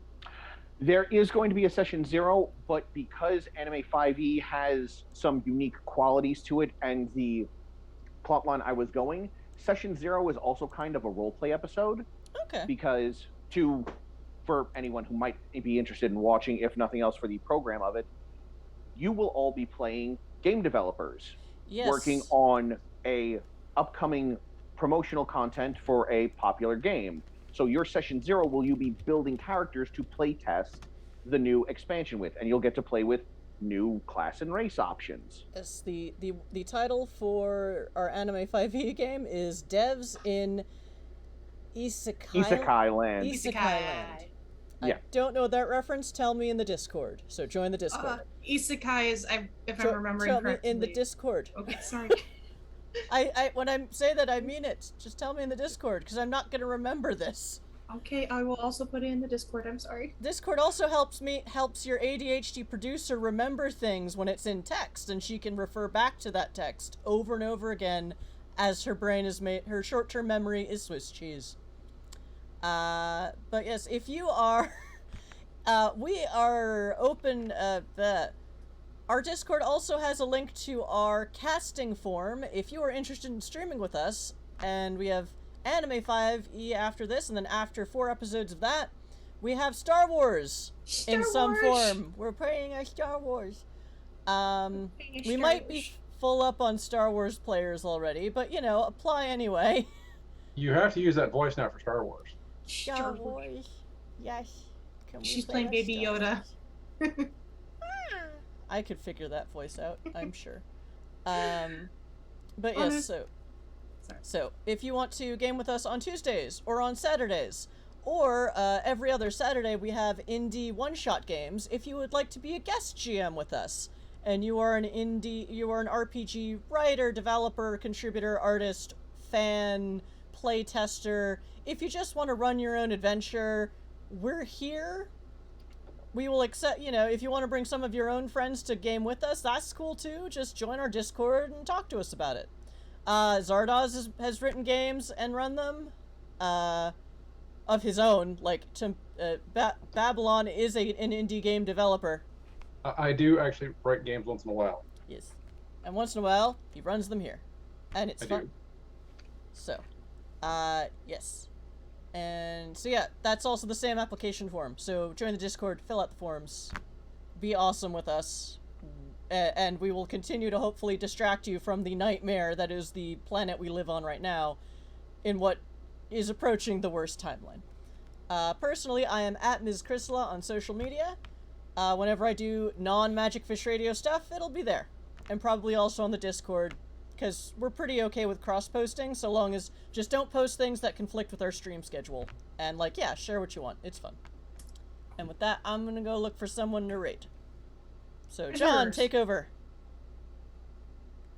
Well, I hope you've all enjoyed yourselves, whether you're watching us live on VOD or on YouTube. The whole point of this is to have fun and play around with different systems and find ways to make them work, because there were some issues with previous attempts with the SS20 system. We have been traumatized by Power Rangers. But G.I. Joe seems to be working fairly well, though I'm definitely going to have to take a harder look at balancing combat, unless we just want to cream our way through all the adversaries you encounter and possess almost no challenge. That feels very much like a G.I. Joe cartoon from what I remember seeing. I suppose that's fair. The comics, it's a bit more give and take. Well, we're about to Well, I am here on Tuesdays providing content for the channel. I do very little else that would be of interest to everyone here, I feel. So yes, thank you for joining us. Please feel free to come back again, and let's get everyone to go through their outros. Zardoz? I am Zardoz. I'm playing Babylon. I am Once and Future Doctor on Twitter. I run Duffel Bag Full of Zombies Press. I write role-playing games or supplements role-playing games, or once in a while I'll throw together an adventure. And that's pretty much what I do on the internet. All right. Fennec? Cool. Hi everyone, I'm Fennec. You've seen me here playing Soulbones. I can be found at the Fennec Wolf on just about everything. This is for a little while, Tuesday nights at least. This is kind of my last Tuesday night, but I'll still be around here on Saturdays, and you can find me on the internets. Join our Discord, I'll yell at you. Unless we burn down your place of employment. I will help. It's, like Chris said, really sign up. These people are great. They're really awesome. They're amazing. John is they are ridiculous, and they let me do crazy things like turn into an antediluvian and play a very terrible space captain and a medic who has no reason being a medic. It's great. You should join them. Seriously. Love their faces. And I'm gonna stop being mushy so Chris can say who we're rating. Okay. But yeah, we could use some more players for Anime 5e if people are up for it. Just let us know on the Discord, fill out the forums, blah blah blah. And we are going Nerdsmith is back. Or Shenanigans is Shenanigans. So we're gonna raid Nerdsmith, a channel that I've been on in the past, and I think Fennec has too, and we have friends there. Fennec is one of the directors, so yes. Oh, see, memory, Swiss cheese. Need write things down. Yes, raid now. Again, chatlings, Nerdkine. Thank you for hanging out with us. And until we see you next time, live, VOD, Tuesday, Saturday, what have you, please take care of yourselves, please take care of each other, and please Diablerize responsibly. Bye! Yeah, I thought for sure you were going to say time travel responsibly. No. I mean, we can do that too. No, never time travel responsibly.